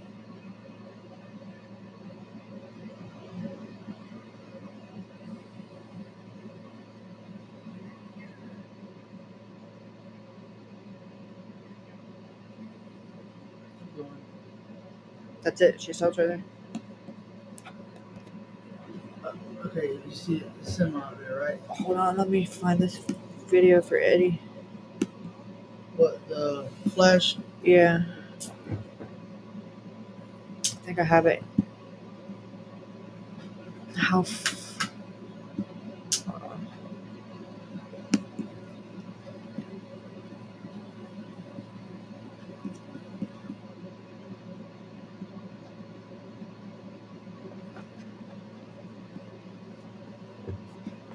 Not gonna be able to see it like that. Oh. You gotta make it full screen, I think. Hold on. Or leave it like that. See that right there? Look. Right. Hold on. Calm down. Willis.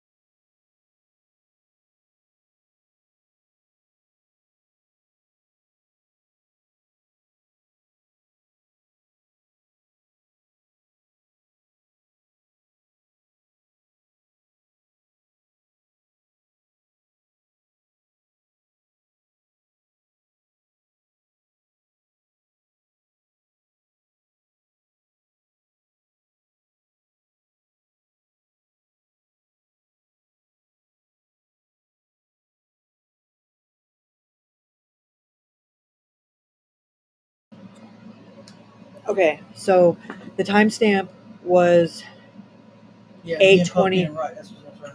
8:28 and 9 seconds. Okay, so let's pull this up.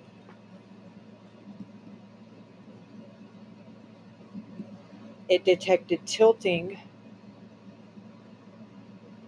at 8:33, 8:35, but it also says walking, running, in vehicle. That's at 8:29. Okay, here we go. Okay, so Yeah, he fucking cut out through we got the bushes. longitude and latitude, 8:27 and 29 seconds. The activity on foot, walking, confidence 90%. Okay, then we get down here 8:29 and 35 seconds. Activity tilting 100%. All right, so he stumbled, took off running, and About so a he didn't minute get no hot lead because after his what ass he again. goes out of the frame at 8:28 and 8 seconds. This detects tilting at 100% confidence at activity timestamp 8:29:35 and then the activity timestamp 8:31 and 42 seconds. So he fucking. And that says 100%, but Yeah. the other ones say. So he probably took off running, stumbled a little bit, took off running, got down there and fell out, and then they loaded his ass up. Then 8:31 and 42 seconds, there's activity confidence unknown. Type in vehicle 10%, on bicycle 10%, on foot 10%, walking 10%, confident or still 10%, four-wheeler 10%, or in car 10%. He was probably trying to crawl or whatever, work his way that way, away from it. And then at 8:33 p.m. and 45 seconds is activity tilting 100%. That's because they done laid him out in the car. But that whole where it could have been 10%, 10%, 10%, 10%, that's just meaning that in that time you know for a fact he was struggling to do whatever the fuck it was he was doing. Right, and like Ashley said, the data says the phone left the property at 9:26, but that text message was sent from Chucky's phone to Alex's phone at 9:53 p.m. Right. Well, all I'm saying is and the phone to Dalton is 3 minutes after these tilting at 8:33, 8:36. Like, oh, you better come clean this shit up type phone call. No. Whoever was out there was doing the cleanup because I guarantee they run him down over there and then did whatever they was gonna do, caught up with him while he was struggling, did whatever they did, and then may have been pulled a car around here or what the fuck ever it was, but that's the gist of it. And now the person driving that car is supposedly a mother picking up her underage son, and according to what she told Sheriff March, she didn't see Alex at all. Exactly. That's just not possible. That's just because up there in Mississippi, all you gotta do is I didn't see shit. So now they don't fuck with her no more. I don't see shit. I didn't see a goddamn thing. And then they don't even ask her nothing else.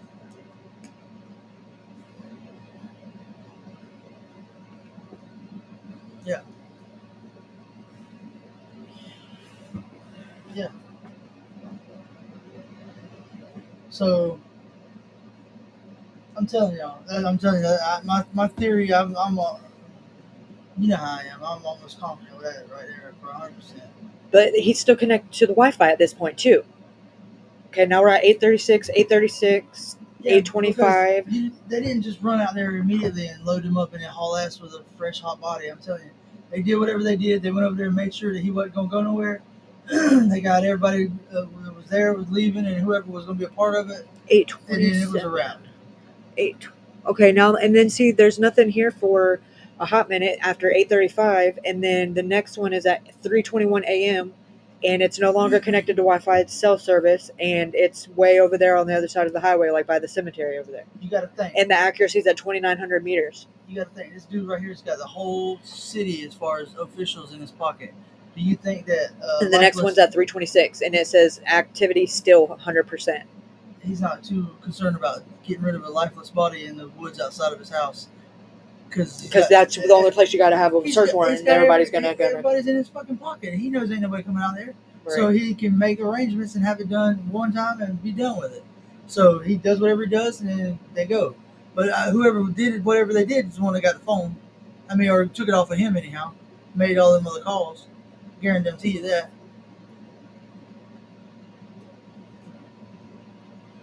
and that's the whole reason why they didn't get it from over there. Oh, it got broke into. No, they went over there and threatened them. Hey, that phone I sold you, you better get the fuck rid of it, or I'll burn your shit down. Type of shit. Probably more than likely. That's what happened.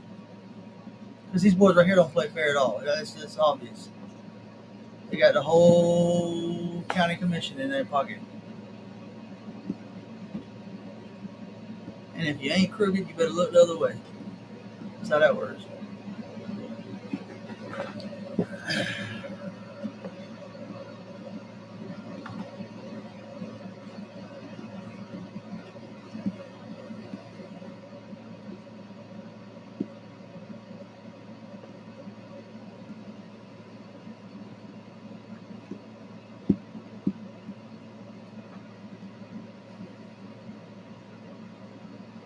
Exactly.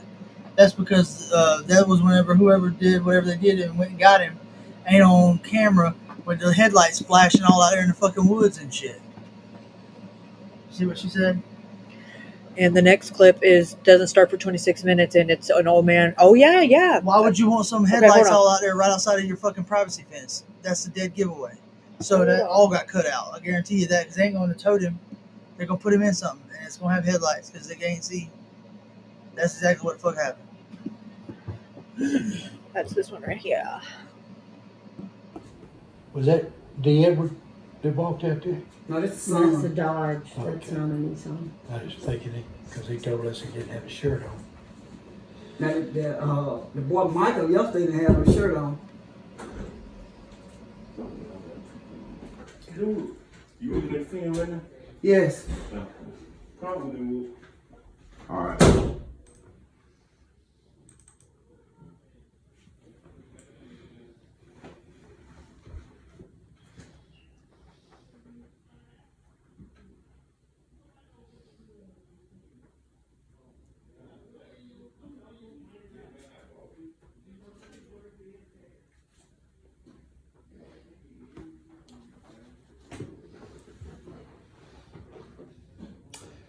That's at 8:25.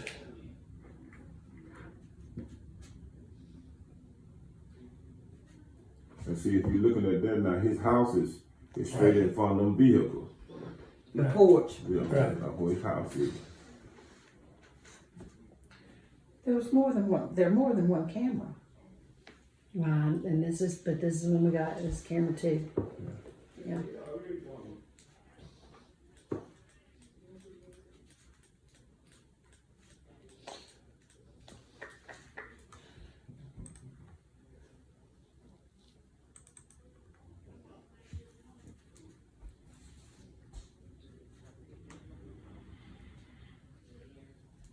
You can see your son walking right there.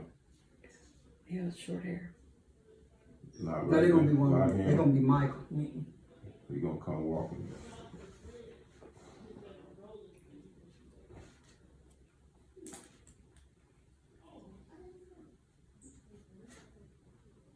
You ain't got that book bag out the car yet, Luke. You finna No, get you it out finna now. get it out now.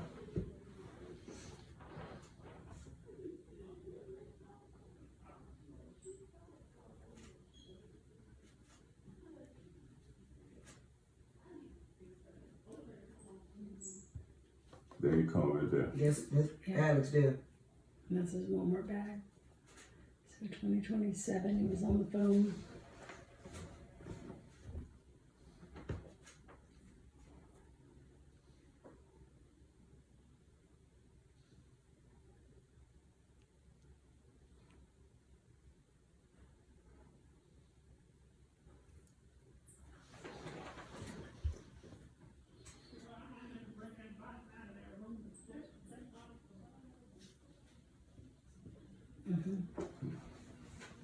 Like she done picked her son up and she leaving out.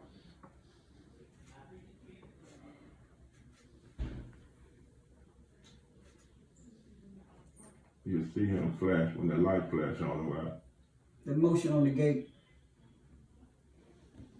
Motion light.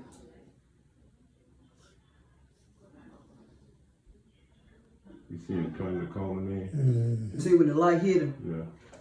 And he heading out to Stockyard Road right now, walking towards Stockyard Road. After that car leaving out. And that's After that, don't see him. Don't. Right. let's go back to the main menu with all the clips on it.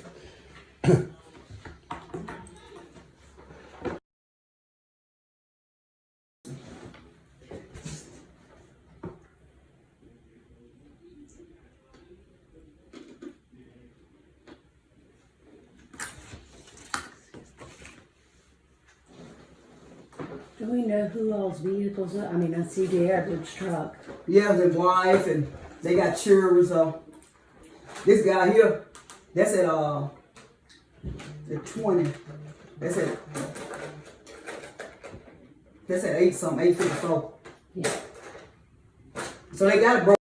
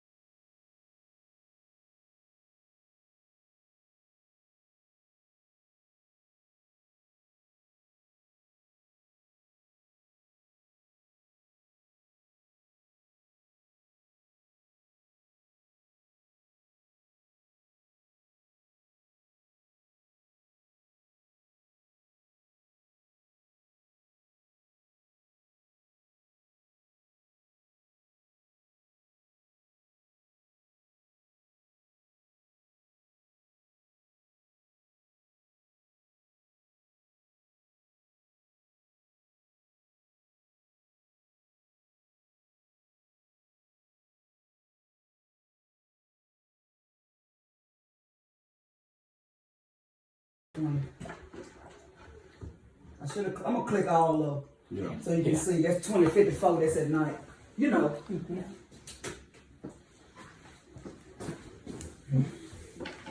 When it run out, I'll go to the next one.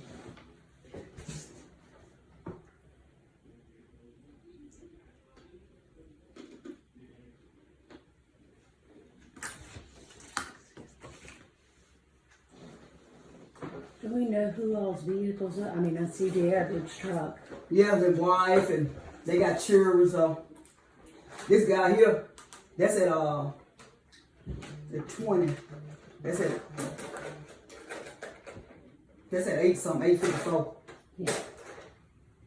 So they got it broke down in different times. I just clicked on that where y'all will see. But this is after Yeah. Alex had left.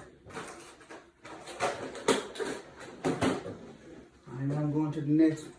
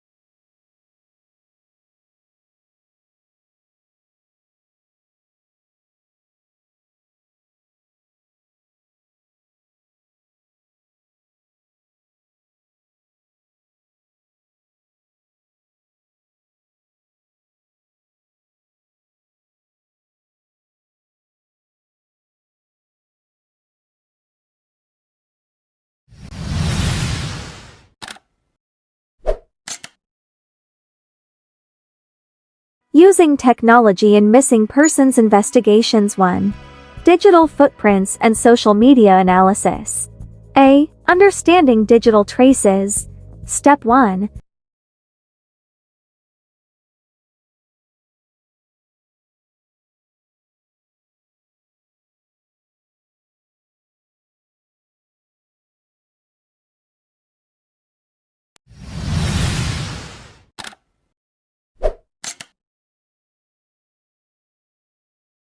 Alex's phone data.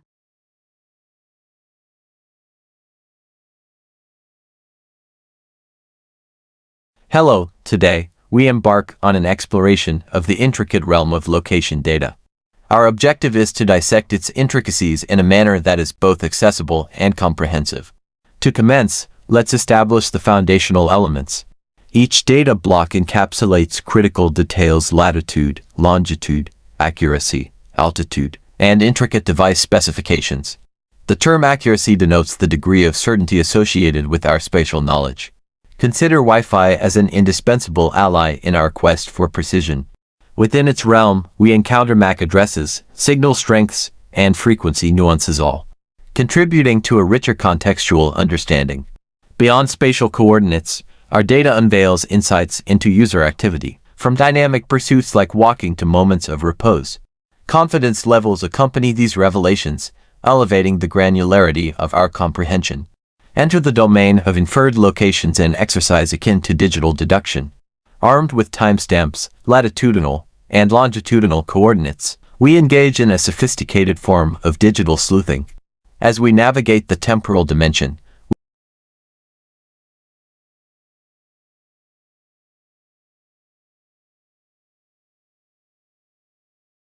we transcend mere timestamps, converting them from the standard UTC to the more user-friendly Central Daylight Time (CDT).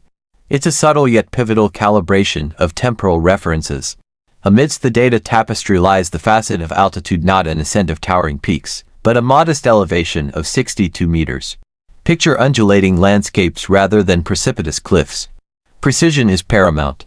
Horizontal accuracy dictates our location on the map, while vertical accuracy articulates our elevation.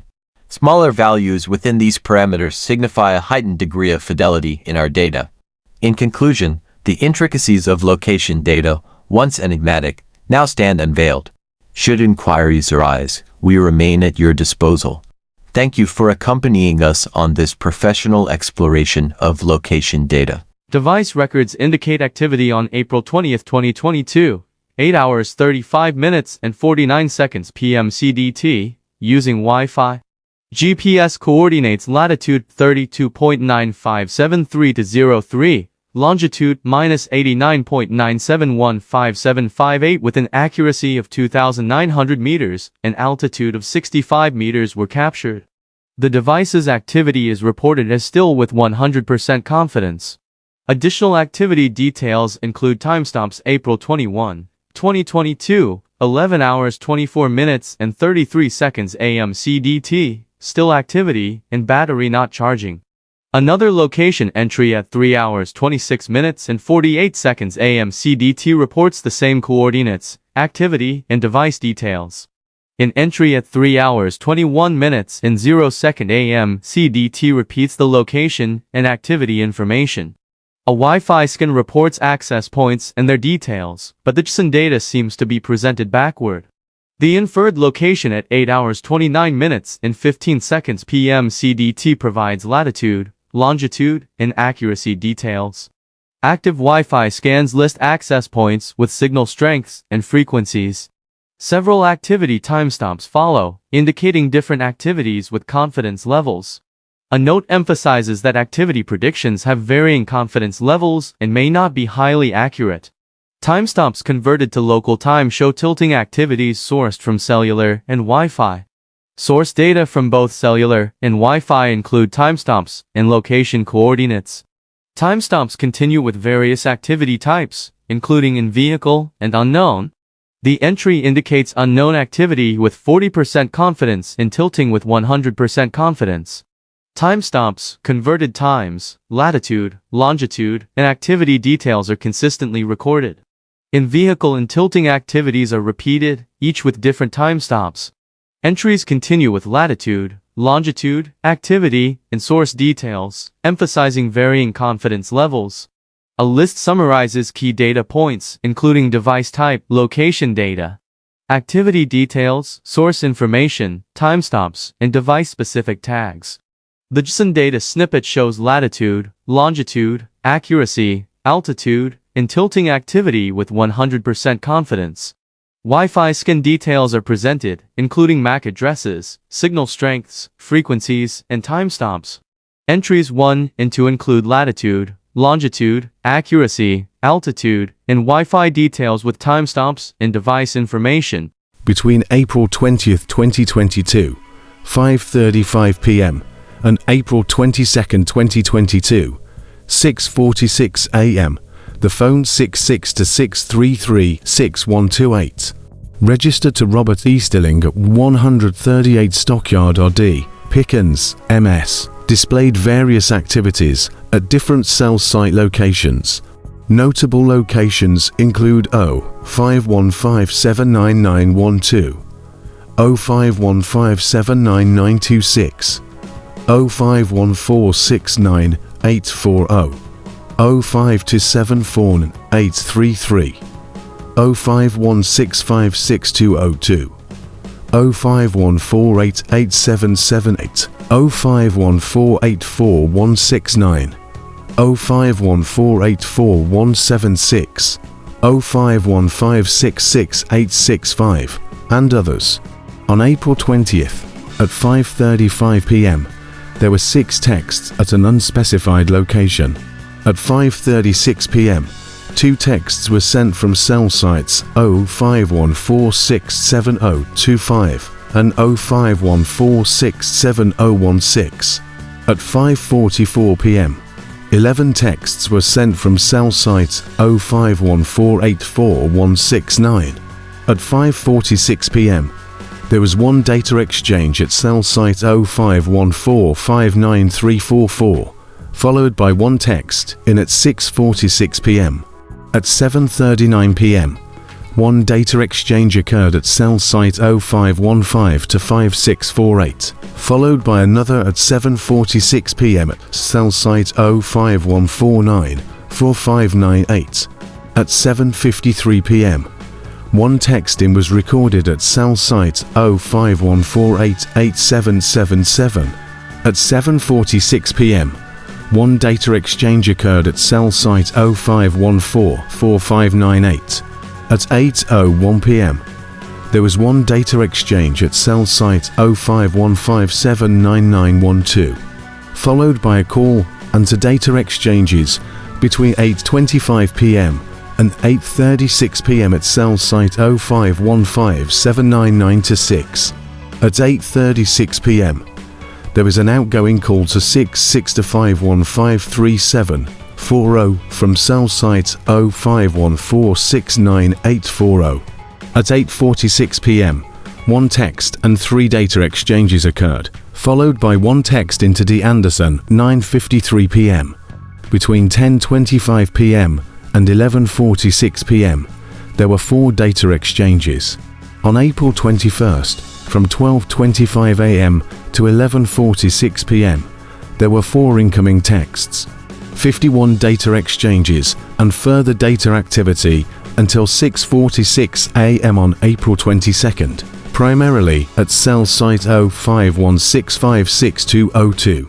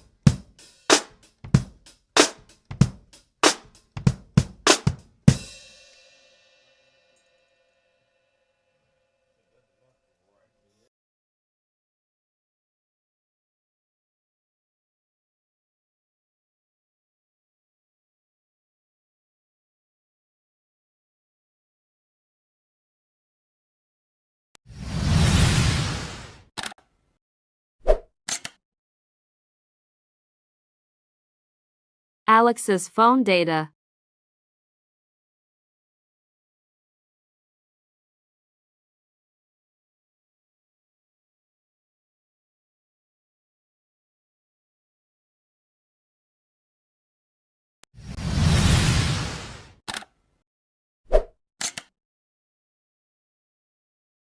Robert Alexander Easterling, also known as Alex, has been missing since Wednesday, April 20, 2022 at approximately 8:30 p.m. Timeline of events. Wednesday, April 20, 2022.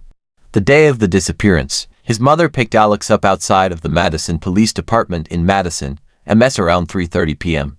He and 3 women were pulled over by law enforcement in Leake County, MS on February 16, 2022. Alex had an outstanding warrant and was held for Hinds County authorities. He was in police custody from that day until he was released on April 20, 2022. After his mother picked him up, they went to the Hinds County Courthouse to check in with the pretrial intervention director. They returned to Madison and did some shopping at Walmart. She bought him a prepaid AT&T phone around 5:30 p.m. because his phone and backpack were left in Leake County in the vehicle he had been riding in. They went to her house and ate supper and visited for a while before leaving to take him to his house in Pickens, Mississippi. They headed north on US I-55 towards Pickens around 7:15 p.m. They went to the Shell station at exit 144 on US I-55 and he went in to get a pack of cigarettes. When he came out of the store, he told his mother that she could just take him to a friend's house and his friend would take him to his house to 134 Peace St. Pickens, MS 39146. Later so that she didn't have to drive all the way into Pickens after dark. Asterisk phone records can confirm asterisk. They went back across the interstate and took the first left off of HWY 17 onto Stockyard Road and turned in the first driveway on the right to 138 Stockyard RD. That was right at 8:15 p.m. There were multiple salvage vehicles on the property. It looked like a compound with a high privacy fence and blinding lights. There was a car parked, facing out, on the right side of the driveway. Alex said, "Oh, don't worry about him. That's just Chucky's brother." She dropped a map pin and asked him whose house it was. He said, "My friend, Deedward asterisk." She sent the text to herself with this name as a reminder. Asterisk. She hugged him, kissed him on the cheek, said, "I love you, be smart." He asked her to let him know when she got home. She texted him at 8:50 asterisk that she was home but never received a reply and he has not been heard from since. Multiple family members tried to contact him on Thursday for 21st and Friday for 22nd. Sometime Friday the phone battery died and now all calls go straight to voicemail. Asterisk phone records can confirm. Friday 04/22 Holmesken to Shefflim, Easterling and requested a welfare check be made. His mother checked Alex's cell phone records and that same location that he was dropped off was the last place his phone was active. Sheriff March went to the last known location and spoke with primary resident Deedward Anderson. Anderson confirmed that Alex had in fact been at his residence on Wednesday evening and that he spoke with him. Anderson's statements include 1. Anderson's statement to Sheriff Willie March during wellness check April 22, 2022. Anderson stated that he and Alex made small talk on the front porch for a few minutes and he went inside to get a t-shirt to put on. When he returned to the porch, Alex was gone. Anderson then stated that he did not see where he went or who he might have left with. 2. Anderson's statement to RWE during follow-up visit for 20-2022. Later that same day, Robert W. Easterling also went to the same location to speak with Anderson. He again confirmed that Alex had been there and he had spoken to him. He then stated to RWE that Alex asked for some phone numbers because he had just gotten a new phone that day. Anderson told RWE that he went inside to get his phone, but when he returned, Alex was gone. 3. Anderson's statement to Deputy Linwood Jennis, additional visit date unknown. He again confirmed that Alex had been there and he had spoken to him. Anderson told Deputy Linwood that went inside to get a cigarette, and when he came back out, Alex was gone. Saturday, 4.3/22. Missing persons report officially filed with Holmes County Sheriff March by grandfather Robert W. Easterling.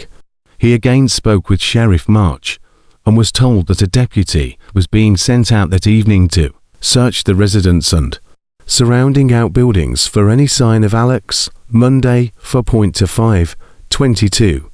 Google Timeline records confirmed that Alex and his phone were on the property located at 138 Stockyard, OD on Wednesday, April 20th, 2022, from 8:15 p.m. until approximately 9:27 p.m., which time the ping moved up the road, until the phone was no longer transmitting a signal. 3:21 a.m. The phone GPS has no further location information after this time. Meter data from the phone confirmed that at 8:29 p.m. and 8:33 p.m. the Google activity detected tilting at 100% accuracy. Note: additional request for geofencing data has been requested of the HCSO multiple times, but has been denied. The HCSO pulled official phone records from 10 p.m. on instead of the entire activity. The first ground search was conducted by family and friends on the same day. Starting around 3 p.m. areas around Stockyard, OD, and Varnsdale, DD, were searched for any signs of Alex without success. Wednesday, 4.27/22. MDWFP flew drones around Stockyard, OD, and Varnsdale, OD, around 3:30 p.m. Thursday, 4.28/22. The second ground search was conducted with 2 K9 teams. Along with Holmes County Deputy Linwood Genus came to assist in the search for Alex. The group arrived at 138 Stockyard, OD at approx. 9:45 a.m. Anderson was working in a large tilled-up section of his yard. We were initially refused access to search, but finally allowed after Anderson made personal calls from the deputy's cell phone. We were informed that he called Sheriff Willie March and his mother Delaris Anderson. Sent canines immediately hit on Alex scent. They indicated at the front gate, front porch, and around towards the back of the property. When the canines tried to follow the scent trail to the back of the property, Anderson's behavior changed dramatically, and he told the handlers that Alex didn't go back there and they could not search any further. The handler responded, "You told us that you didn't see Alex leave. How do you know that he didn't go back there?" The cadaver dogs also indicated a canine change in behavior near the front of the home.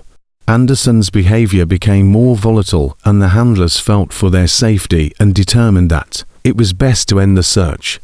We are not allowed access inside the house or outbuildings, and none of those have ever been searched nor search warrant obtained.